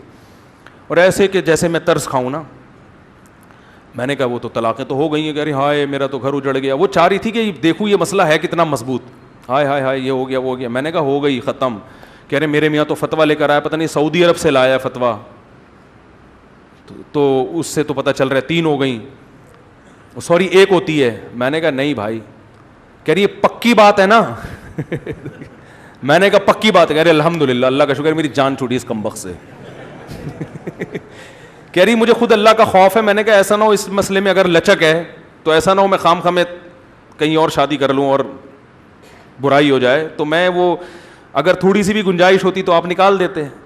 تو میں نے کہا نہیں بھائی کوئی گنجائش نہیں ہے, اس میں کوئی گنجائش نہیں ہے. تو اس لیے میرے بھائی ایک طرف ہو جاؤ, یا تو ادھر یا اسلام کو فالو کرو, لیکن اسلام کی وہ تشریح جو مجتہدین کر چکے ہیں. اور اگر نہیں سمجھ میں آ رہا, آپ کی اپنی کچھ سمجھ میں آ رہا ہے, آپ کسی اور مسلک کو فالو کرتے ہیں, تو کم از کم برا بھلا کہنا بولو چھوڑ دو. برا بھلا نہیں کہو. آپ جتنے دلائل ہیں تو دلائل دوسری طرف بھی ہوتے ہیں, ٹھیک ہے نا. تو ایسا نہیں ہوتا کہ ہر مجتہد کے پاس کوئی نہ کوئی دلیل ہوتی ہے جس کو وہ لے کے چل رہا ہوتا ہے. اتنے فارغ نہیں تھے وہ کہ ان کو پتہ ہی نہیں تھا ان حدیثوں کا, آج آپ کو پتہ چل گیا ہے. ہاں کچھ مسائل ایسے ہیں جو پھر امت نے ویسے ہی من حیث الامہ اس کے خلاف فتویٰ دیا ہے, ان کو پھر امت نے لیا ہی نہیں. وہ امت پہلے ہی امت من حیث الامہ یہ بہت سمجھدار امت ہے. من حیث الامہ یہ یہود و نصارہ کی طرح نہیں ہے, کیونکہ اب نبی نہیں آئے گا تو اللہ نے اس امت کو من حیث الامہ گمراہی سے بچایا ہے, کیونکہ اب نبی نہیں آئے گا. تو اس لیے ایک طرف ہو جائیں. اسلام کے جو احکام ہیں ان میں لچک نہیں ہوگی. داڑھی پوری رکھنی پڑے گی آپ کو, نماز 5 وقت پابندی سے بولو پڑھنی پڑے گی, عورت کو پردہ کرنا پڑے گا, عدت کے بعد گھر میں رہنا پڑے گا. اگر اللہ نہ کرے مرد نے 3 طلاقیں دے دی ہیں تو بیوی کیا ہو جائے گی؟ حرام. ہاں مرد کو کوڑے لگیں گے, اسلامی حکومت ہوگی تو چترول لگائے گی, کیونکہ یہ عمل اسلام میں جائز, اکٹھی 3 دینا جائز نہیں ہے. اسی طرح جو عدالت کا خلا ہے, جب تک کسی دارالافتاء سے آپ فتویٰ نہ لے لیں, جج کے صرف سائن کی بیس پر بیوی کا نکاح ختم نہیں ہوگا. جج کو اللہ نے کسی کی بیوی کو طلاق دینے کا اختیار نہیں دیا ہے. اسی طرح عورت کو بہت معذرت کے ساتھ شوہر کو گھر کا سربراہ بہت معذرت کے ساتھ ماننا پڑے گا. اسلام میں عورت پر شوہر آقا نہیں ہوتا کہ عورت اس کی غلام ہو, آقا نہیں ہے, اور عورت غلام بھی نہیں ہے, لیکن سربراہ ہے نا. سربراہ کا عہدہ میاں جو مکھنچو سا میاں گھر میں پالا ہوا ہے آپ نے, جیسا بھی ہے, لیکن گھر کا سربراہ کیا ہے؟ جب رائے میں اختلاف ہوگا تو آخری بات کس کی ہوگی؟ میاں کی ہوگی. اسلام یہ کہتا ہے. اب آپ اس کو عورت کی آزادی کے خلاف سمجھیں یا سمجھیں تو میں کہتا ہوں چھوڑ دو اسلام کو. اگر آپ کو لگتا ہے یہ اسلام نے عورت کو بہت جکڑ دیا ہے پابندیوں میں تو چھوڑ دو, گورے انگریز بن جاؤ. انگریزوں کے ہاں یہ ٹینشنیں نہیں ہے, انگریز بن جاؤ, ٹھیک ہے نا. انگریزوں کے وہ شٹ اپ تو آگے سے بھی شٹ اپ, ان کے نہیں ہے. وہاں تو میاں آنکھیں دکھائے تو پولیس آ جاتی ہے. وہ میاں کو تو پولیس کہتی ہے ہم اپنی بیوی کو آنکھیں نہیں دکھا سکتے. تو ہماری کسٹڈی میں ہو گیا, آنکھیں دکھا رہا ہے اپنی بیوی کو, یار تجھے شرم نہیں آتی, تو اٹھا کے جیل میں لے جا. اسی طرح ایک اور مسئلہ بیان کر کے بس بات ختم کرتا ہوں. اسلام میں ماں باپ اپنی اولاد کو تربیت کے لیے مار سکتے ہیں. آج بچوں کے حقوق کے نام پہ بھی ہماری اسمبلیوں میں قانون سازی ہو رہی ہے کہ بچوں کو مارنے کی اجازت نہیں دو, یعنی بچوں پر ہاتھ اٹھانے کی اجازت. اسلام میں ایسا نہیں ہے. نبی نے فرمایا کہ 10 سال میں بھی بچہ, حدیث کا مفہوم بیان کر رہا ہوں, بگڑ رہا ہے تو اب اس پہ کیا کرنی ہے؟ سختی. اور استاذ بھی بچے پہ ہاتھ اٹھا سکتا ہے والد کی پرمیشن سے. کوئی قاری ہیں یا مدرسے یا اسکول کے ٹیچر ہیں, اگر باپ یہ سمجھتا ہے کہ بھائی میرے بچے کی تربیت کے لیے ٹیچر کو چاہیے کہ اس پہ ہاتھ اٹھائے, تو باپ کی پرمیشن سے ٹیچر بھی ہاتھ اٹھا سکتا ہے.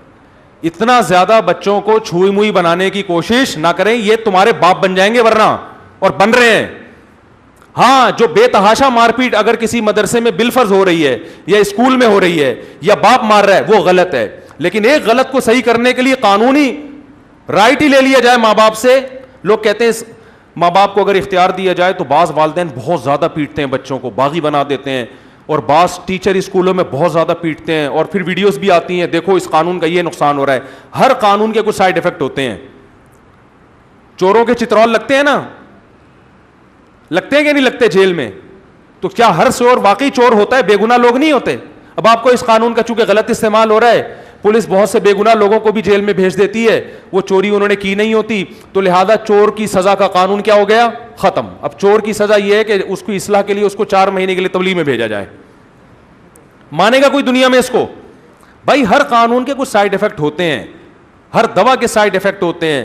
باپ کو شریعت اجازت دیتی ہے, ماں کو اجازت دیتی ہے اولاد پہ ہاتھ اٹھانے کی, مار سکتے ہیں اس کو, کوئی پولیس کیس نہیں بن سکتا. یہ قانون بالکل غیر اسلامی ہے. ہاں میں مانتا ہوں کہ بعض باپ اس کا ناجائز فائدہ اٹھاتے ہیں, بعض ٹیچر اس کا ناجائز فائدہ اٹھاتے ہیں, تو جہاں ناجائز فائدہ اٹھایا جا رہا ہے اس کو کنٹرول کیا جائے. اور اس کا طریقہ یہ ہے کہ اسکولوں میں کیمرے لگائے جائیں اور مدرسوں میں کیمرے لگائے جائیں, ہر ایسی جگہ پہ جہاں یہ خطرہ ہو, تاکہ دیکھا جائے کہ یہ کیوں مار رہا ہے, اس کو انکوائری ہو سکے. اور مدرسوں میں اللہ کا شکر ہے اب کیمرے لگے ہوتے ہیں, ان کی تفتیش ہوتی ہے کہ بھائی آپ کیسے جانوروں کی طرح پیٹ رہے ہو, کیا قصور ہے اس کا. پھر تو بلا وجہ مارنا جائز نہیں ہے, بے تحاشا مارنا جائز نہیں ہے, لیکن آپ یہ قانون بناؤ کہ کوئی مار ہی نہیں سکتا بچے کو. اس کا نتیجہ نکلے گا کہ بچے باپ بن کے پیدا ہوں گے. سمجھ میں آ رہی ہے بات؟ پتہ ہی نہیں چلے گا یہاں باپ کون ہے اور اولاد. تو یورپ والا قانون نہیں لے کر آؤ کہ بچے پہ ہاتھ اٹھائے پولیس کو فون کر کے بلا رہے, یہ تمہارا مستقبل. دیکھو یہ اسمبلی میں قوانین پاس ہوں گے, یہ بتا رہا ہوں, یہ سارے لبرل لوگ بیٹھے ہوئے اسمبلیوں میں, ان کے تو میں سب کی بات نہیں کر رہا, ان میں میجورٹی کا کوئی خاندانی سسٹم نہیں ہوتا. ان کی اولادیں باپ کو باپ نہیں سمجھتی ہیں, تو یہ جیسے خود ہے ایسا ہی ہمیں بھی بنانا چاہتے ہیں. تو کہیں ایسا قانون پاس ہونے جائے, احتجاج کرو اس کے خلاف, بولے ہم نہیں مانتے. ایک بہت واقعات ہو گئے, بیان ختم کر رہا ہوں میں. بیان کے بعد ایک خاندانی واقعہ سناؤں گا, اسی پر مزہ نہ آئے پیسے واپس, یہ سوری نماز کے بعد اسی پر ایک خاندانی واقعہ ضرور سن کے جائیے گا کہ بڑا مزہ آئے گا انشاءاللہ آپ کو. تو نماز کے بعد انشاءاللہ, ٹھیک ہے. میں نے کہا تھا واقعہ سناؤں گا نا. بیان میں یہ بات چل رہی تھی کہ بہت سے ماڈرن طبقے کو خوش کرنے کے لیے, کچھ لبرل لوگوں کو دین کے قریب کرنے کے لیے کوئی بہت ساری کانٹ چھانٹ ہو رہی ہے آج کل. کس میں؟ اسلام میں. جو بہت سی بیسک احکام ہی کو توڑ موڑ کے گڑبڑ کی جا رہی ہے. اور ہماری اسمبلیاں بھی مغربی کلچر کو فروغ دینا چاہتی ہیں. اسمبلیوں میں زیادہ تر لوگ ہی لبرل قسم کے پہنچتے ہیں. ان کا تو اپنا بہت سوں کا, سب کی بات نہیں کر رہا, بار بار بتا دوں, بہت سوں کا اپنا کوئی فیملی سسٹم کوئی مضبوط ہوتا نہیں ہے. تو لہذا یہ قانون بنائیں گے کہ بچوں پہ ہاتھ اٹھانا اللیگل ہے, اور 18 سال کا قانون تو بنا دیا. یہ بھی غنیمت ہے کہ 18 سال میں بچی کو شادی کی اجازت ہے, ورنہ ان کا بس چلے تو 50 سال سے پہلے یہ شادی نہیں کرنے دیں. یہ ظلم سمجھتے ہیں بچی کی شادی کو. حالانکہ اسلام بالغ ہونے کے بعد بچی کی شادی کی نہ صرف اجازت بلکہ ترغیب دیتا ہے. 13 سال کی بچی بالغ ہو جاتی ہے, اسلام یہ کہتا ہے کہ اس کی شادی کر دو. سمجھ رہے ہیں؟ اسلام یہ کہتا ہے. تو اسلام کے خلاف قوانین بن رہے ہیں ہماری اسمبلیوں میں, لیکن اسلامی نظریاتی کونسل بھی خاموش ہے, دینی تنظیمیں بھی خاموش ہیں, پبلک بھی خاموش ہے. جو ہو رہا ہے ہونے دو. اب 13 سال میں بعض دفعہ بچی قد کاٹ نکال لیتی ہے, وہ دیکھنے میں 18-20 سال کی لگ رہی ہوتی ہے. باپ کو یہ خطرات ہوتے ہیں کہ یہ اسکول میں بگڑ سکتی ہے, اس کا بوائے فرینڈ بن سکتا ہے, اس میں جو سیکشول ڈیزائرز ہیں وہ پیدا ہو چکی ہوتی ہیں. یہ ڈاکٹر کہتے ہیں, یہ مولوی نہیں کہتے, یہ ڈاکٹر کہتے ہیں کہ ان میں ڈیزائرز پیدا ہو چکی ہوتی ہیں. اب اگر باپ کو کوئی اچھا رشتہ مل رہا ہو اپنی بیٹی کے لیے, جس کا یہ خیال ہو کہ یہ بچی کو صحیح رکھیں گے, اچھا سسرال ہے, تو پھر باپ کو اور بیٹی کو نکاح نہ کرنے دینا یہ بچی پر کیا ہے؟ ظلم ہے. 18 سال تک بگڑ بھی سکتی ہے وہ. اس بات کا بھی امکان ہے کہ اچھا رشتہ ہاتھ سے نکل جائے. لیکن ان لبرل لوگوں کو اس سے کوئی غرض نہیں ہے. یہ کہتے ہیں کوئی بات نہیں, بوائے فرینڈ بنائے گی, کوئی مسئلہ نہیں ہے, کیونکہ یہ غیرت نہیں ہے تو پھر یہ باتیں سمجھ میں نہیں آتی. تو اسلام تو غیرت مند لوگوں کے لیے قوانین بتاتا ہے نا, تو اس لیے خوب اچھی طرح سمجھ لیں, اسلام میں 13 سال کی بچی کی شادی نہ صرف جائز بلکہ اس کی ترغیب ہے, بشرطے کہ اس کے جوڑ کا رشتہ مل جائے.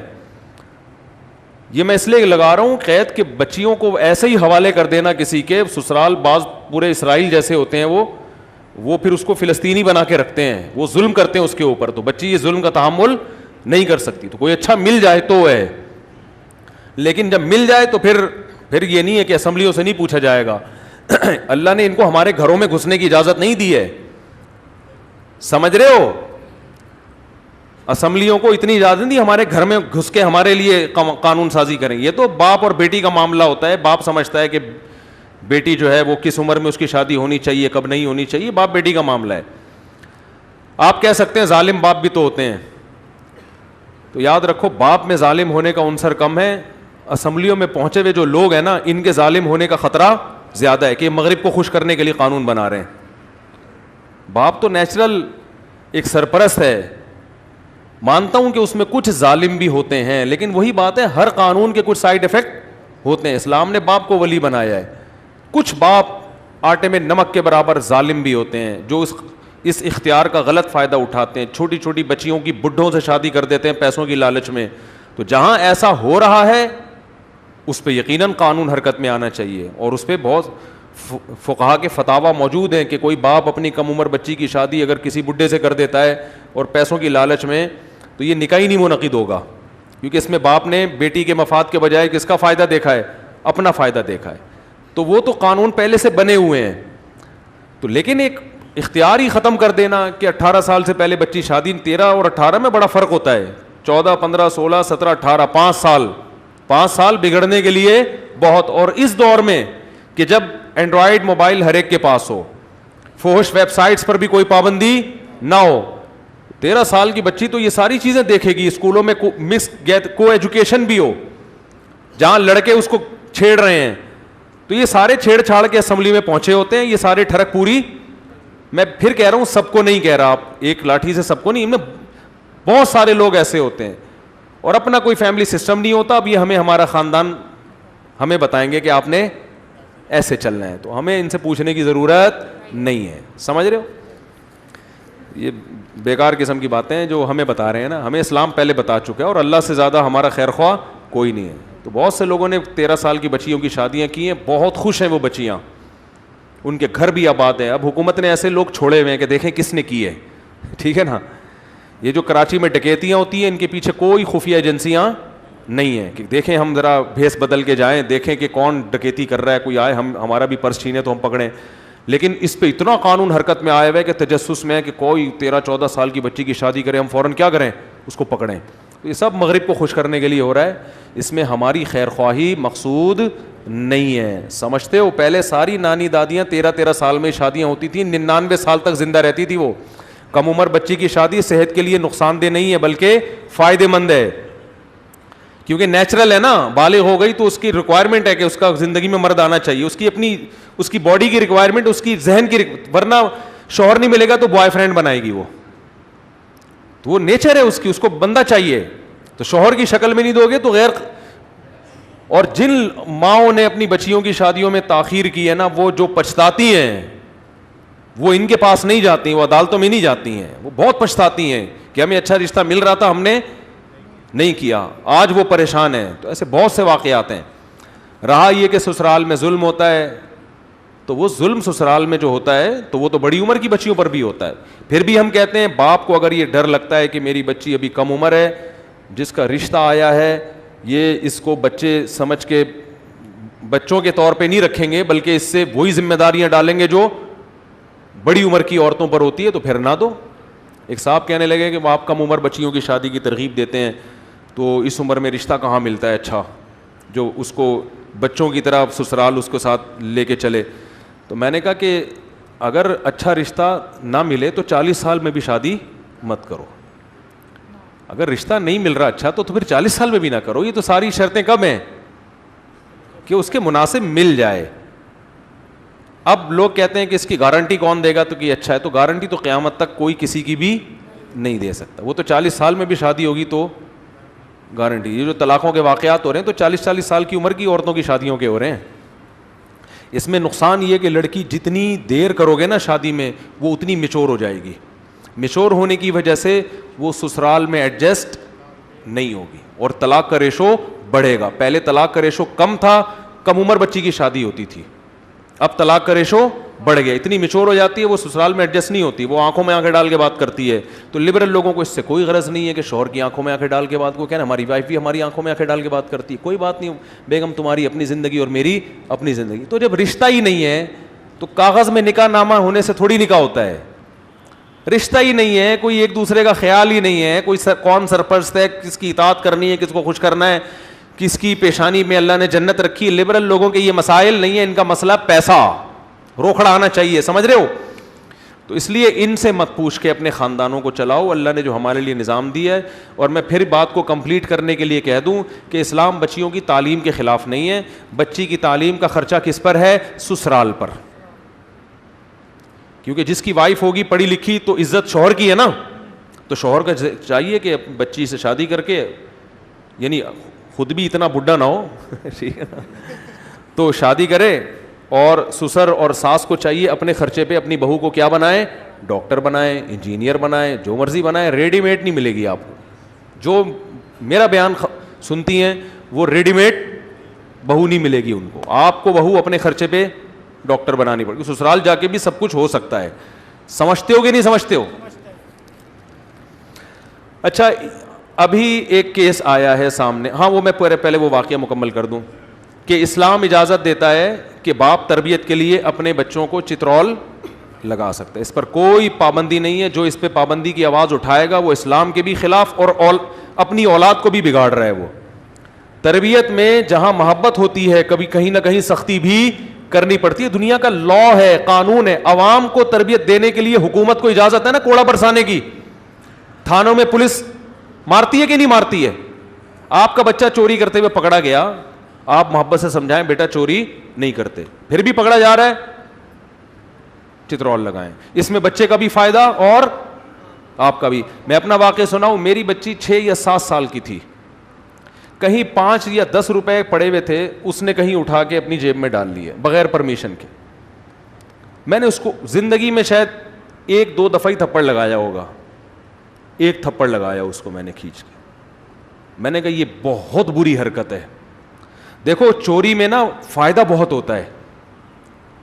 آج اس نے 10 روپے اٹھائے, کل وہ 10,000 بھی اٹھا سکتی تھی, کیونکہ وہ اتنا فری میں ایک چیز آ جاتی ہے.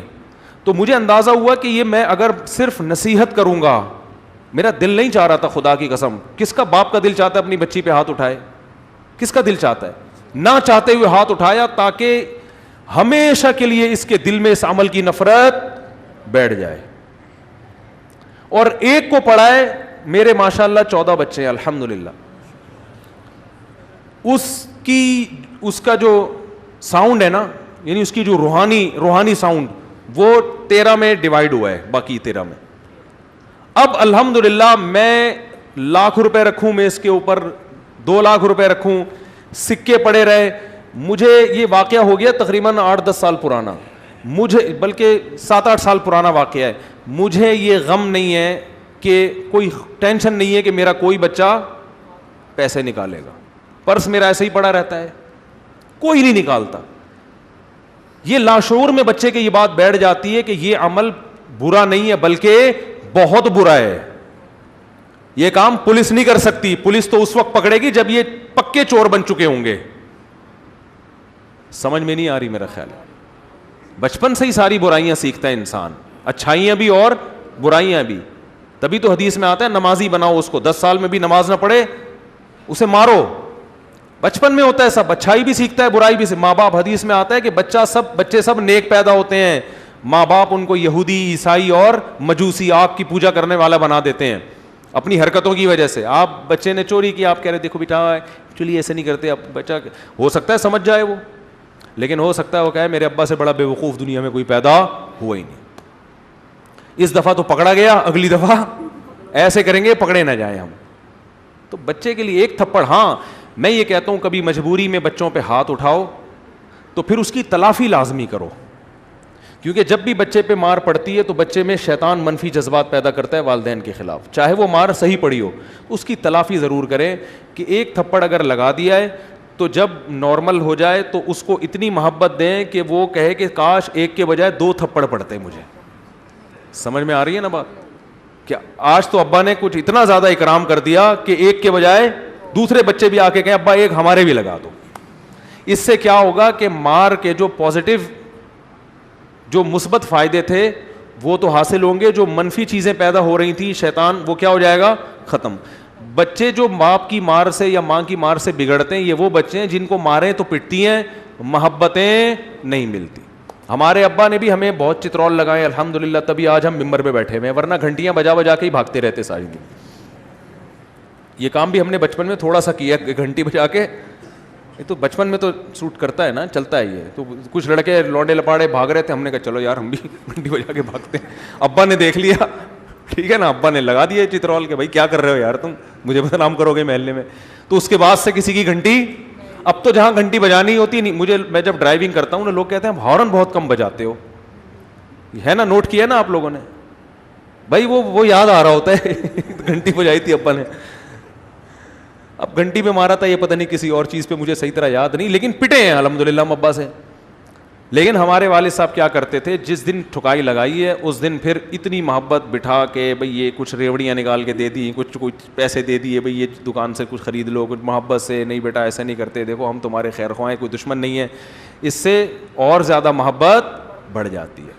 ہاں بگڑتے وہ بچے ہیں, ماں باپ صرف چترول ہی لگاتے ہیں. جب بھی ابا گھر میں آئیں گے بچے سمجھتے ہیں چنگیز خان گھر میں آ گیا, ابھی نصیحتوں کے علاوہ ان کا کوئی کام نہیں ہے. بس یہ آگے, یہ یہاں کیوں رکھا ہوا ہے, یہ گلاس یہاں کیوں رکھا ہوا ہے, ابے تو اسکول گیا تھا, یہ اسٹائل ہوتا ہے. تو اسکول آج پھر چھٹی کر کے بیٹھا ہوا ہے, پٹاخ پٹاخ دو لگائی اس کے کھینچ کے, پھر ایک ٹھڈا مارا, پھر گالیاں بھی دے رہے ہوتے ہیں. بچوں کو گالیاں نہ دیا کرو, یہ بہت بری عادت ہے. ابے تو کیا کر رہا ہے, ابے تو الو کے پٹھے ایسے, یہ کہتی نہیں بھائی آپ کیا کر رہے ہو بیٹا, ایسے تو تمیز. ایک صاحب نے مجھے کہا میرا بچہ جو ہے نا تو تڑاک سے بات کرتا ہے. میں نے کہا آپ اپنے بچے سے تو تڑاک سے کرتے ہوگے, ورنہ یہ کہیں اور سے تو نہیں سیکھ سکتا, یہ جو لب و لہجہ ہے یہ گھر سے ہی سیکھ. اردو اس نے, میں نے کہا گھر سے سیکھی ہے نا, باہر سے تھوڑی سیکھی ہے. تو اردو میں گالیاں بھی کہاں سے سیکھے گا وہ اگر آئیے بیٹھیے کا لب و لہجہ ہوگا تو بچہ بھی کس طرح بات کرے گا. میں نے دیکھا ہے بچے بھی آئیے بیٹھیے کھائیے اس طرح, کیونکہ ابا اس سے اسی طرح سے بات کرتے ہیں. ہم نے علماء کو دیکھا ہے, بڑے علماء کو, وہ اپنے بچوں سے ایسے بات کر, آئیے بیٹا, چھوٹے بچوں سے بھی کھائیے جائیے. اور یہاں کیا ہو رہا ہے, ابے الو کے پٹھے کھا لے, تیرے سامنے کھانا ٹھنڈا ہو رہا ہے, یہ ہو رہا ہوتا ہے اسٹائل. کھا, یہ تیری نوکرانی نہیں ہے جو تیری ماں ہے جو بنا کے لائی ہے, کھا. تو یہ اسٹائل ہوتا ہے. تو بچے کو گھر میں عزت بولو نہیں ملتی. وہ کہتا ہے یار ہم تو ایسے ہی پیدا ہو گئے, پتہ نہیں کیوں پیدا ہو گئے گھر میں, اس گھر. میرے پاس ایسے بچے بھی آئے ہیں, کہہ رہے ہیں میں کاش کسی اور گھر میں پیدا ہو جاتا ہے. ایسے خود بچے کہہ رہے ہوتے ہیں. میں کہتا ہوں کفر ہے یار, ایسا مت کرو, اللہ نے تمہارے والدین سے بڑا کوئی بھی نہیں. کہہ رہے ہیں یار عزت ہی نہیں ہے. تو چترول کے وقت چترول, لیکن پرمایا والا چھوڑیں. چترول کے وقت کیا لگیں گے, چترول بھی لگیں گے. ہاں لیکن اصول یہ ہے کہ جو کام محبت سے ہوتا ہے وہ مار پیٹ سے نہیں ہوتا. مار پیٹ بالکل ایک آخری درجہ ہے, بالکل آخری. اصل تو محبت ہے, محبت سے سدھر جائے اس کو وہ زیادہ فائدہ ہوگا. لیکن نہیں ہوتا بھائی, سارے تھوڑی محبت سے سدھرتے ہیں. ہم نہیں سدھرے جو یہاں بیٹھ کے ہمارے ابا نے لگائے, ہم تو ٹیوشن کی چھٹیاں مارتے تھے روزانہ. تو ابا نے پائپ لے کے دھنائی لگائی. ابا تو میرے لیے ایک دفعہ اسپیشل درخت سے ایک ڈنڈی توڑ کے لائے تھے. کہہ رہے ہیں کہ جب پٹائی کا ٹائم آتا ہے کوئی ڈنڈا نہیں مل رہا ہوتا. لیکن ہمیں یہ سکھایا گیا تھا کہ باپ کی مار اولاد کے لیے ایسے ہے جیسے کھیتی کے لیے پانی. اسکولوں میں بھی یہ سنتے تھے, ہمارے ٹیچر بھی کہتے تھے بھائی باپ کی مار سے ایسے پودے اگتے ہیں, پھول اور بوٹے,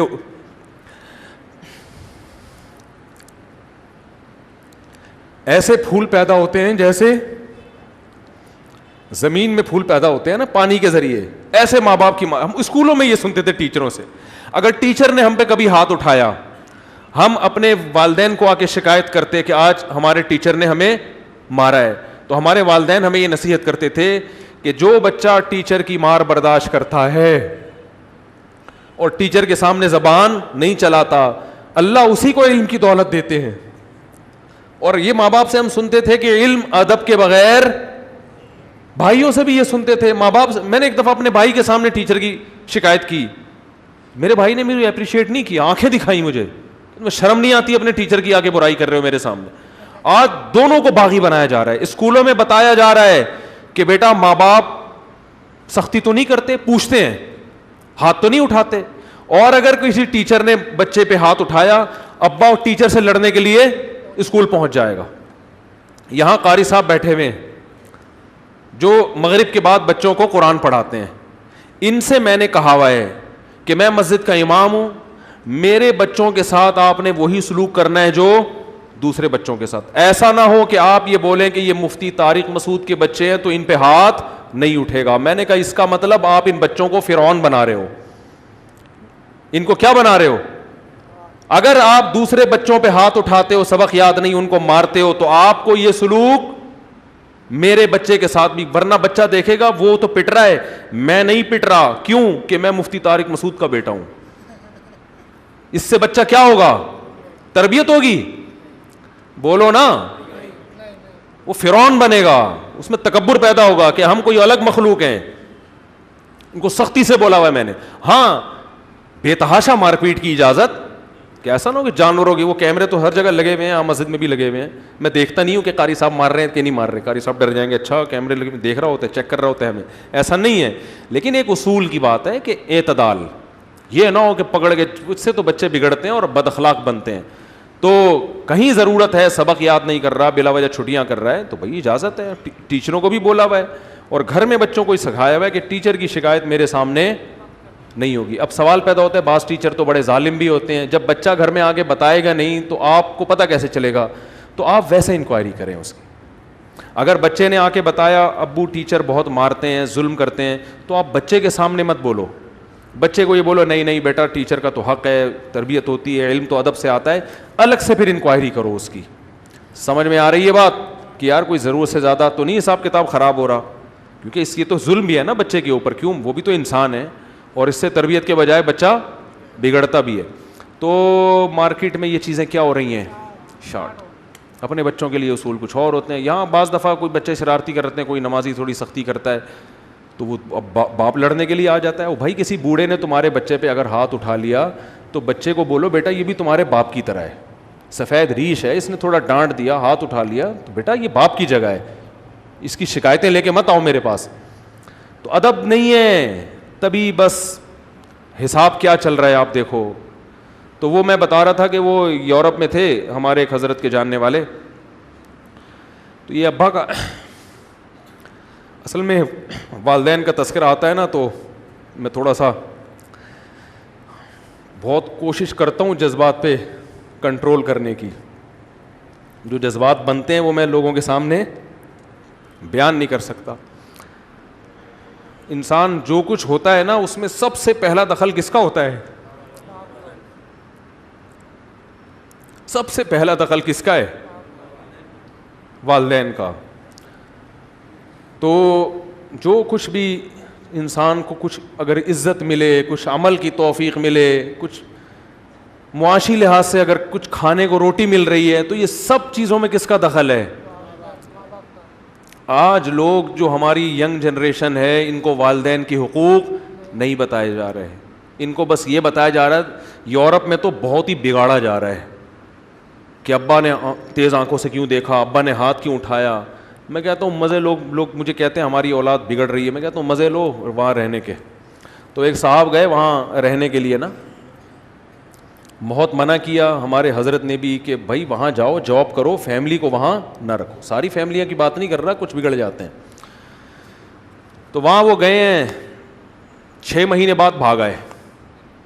ہمارے حضرت کو انہوں نے بتایا کہ حضرت میں 6 مہینے وہاں رہا ہوں, 6 مہینے میں ایک دفعہ بیٹھ کے پیشاب کرنے کی توفیق بولو بھائی نہیں ملی. بچے انتہائی بگڑ گئے تھے. ایک دن میں نے اپنے چھوٹے بچے کو تھپڑ مارا, میں نے کہا چلو ہم نے بھی ابا سے مارے کھائی ہیں, تو ایک آدھ تھپڑ اگر بچے کو لگ گیا تو تھوڑی دیر میں پولیس آ گئی, اٹھا کے اندر. اب باپ کے کیا جذبات ہوں گے, یار بیٹا اگر آپ کو تھانے بھجوا دے, کہہ رہا میں دانت پیس رہا ہوں کہ میں یہاں سے چھوٹوں گا تو میں اس کی چترول لگاؤں گا, مجھے اس نے تھانے بھجوا دیا. کہہ رہے میں جب آیا تو میں نے بچے کو ذرا آنکھیں دکھائیں, میں نے کہا مجھے تھانے بھجوائے, تو فوراً فون کی طرف اشارہ کرتا ہے. کس کی طرف اشارہ کر رہا ہے؟ فون. یہ ہیں human rights, it is called human rights. تبھی تو لوگ وہاں بچے نہیں پیدا کرتے کہ ہمارا ہی باپ بنے گا. پھر میں بتا رہا ہوں ساری فیملی ایک جیسی نہیں ہوتی. کہیں آپ کہیں کہ اچھا اپنے خالہ کو فون کر کے کہہ رہے ہیں اچھا تو ہمیں پتہ ہے تمہارے بچہ تو بہت سے یہاں سے زیادہ اچھے ہیں, ایسے بچے بھی ہیں.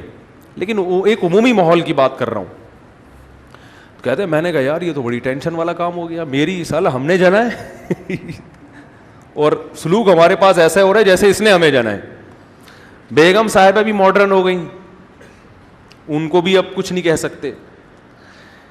کہہ رہے ہیں کہ میں نے سوچا کہ اب یہاں سے نکلو پاکستان جاؤ, بچوں کو اور بیوی کو یہاں نہیں رکھوں گا, لیکن پاکستان اگر ان کو بتا کے لے کے جاتا تو یہ رپورٹ کرا دیتے ہم ایک پسماندہ ملک میں لے کے جا رہے ہیں جہاں گٹر ابل رہے ہیں, تو کسی کا باپ بھی پھر نہیں لے جا سکتا.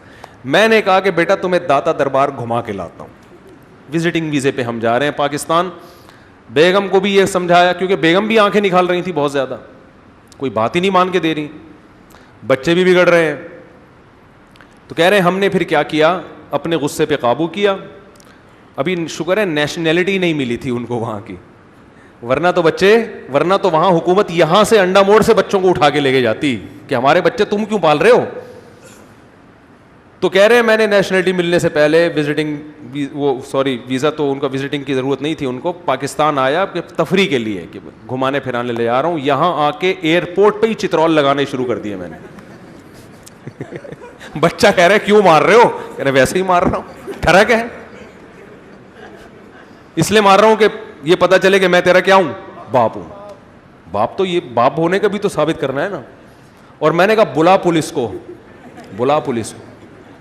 قانون تو ہے کہ پولیس انوالو ہوگی, لیکن اللہ کا شکر ہے پولیس والوں میں غیرت ہے, وہ اس کال پہ آتے نہیں ہیں. ان کو پتا ہے کل ہمارا بچہ بھی ہمارے گریبان میں ہاتھ ڈالے گا. یہ پولیس والوں کو یہ بیان کسی طرح پہنچا دو کہ پولیس والا باپ کو اریسٹ کرنے سے پہلے سوچتا ہے کہ اگر آج میں اس بچے کی وجہ سے باپ کو میں جیل میں بھیجوں گا تو کل میرا بچہ بھی مجھے جیل بھجوا سکتا ہے. تو اس میں یہ غیرت ہے. بہت سے لوگ شکایت کرتے ہیں بچے پولیس کو بلاتے ہیں, پولیس آتی نہیں ہے. میں کہتا ہوں پولیس والوں میں اللہ کا شکر ہے اتنی غیرت ہے.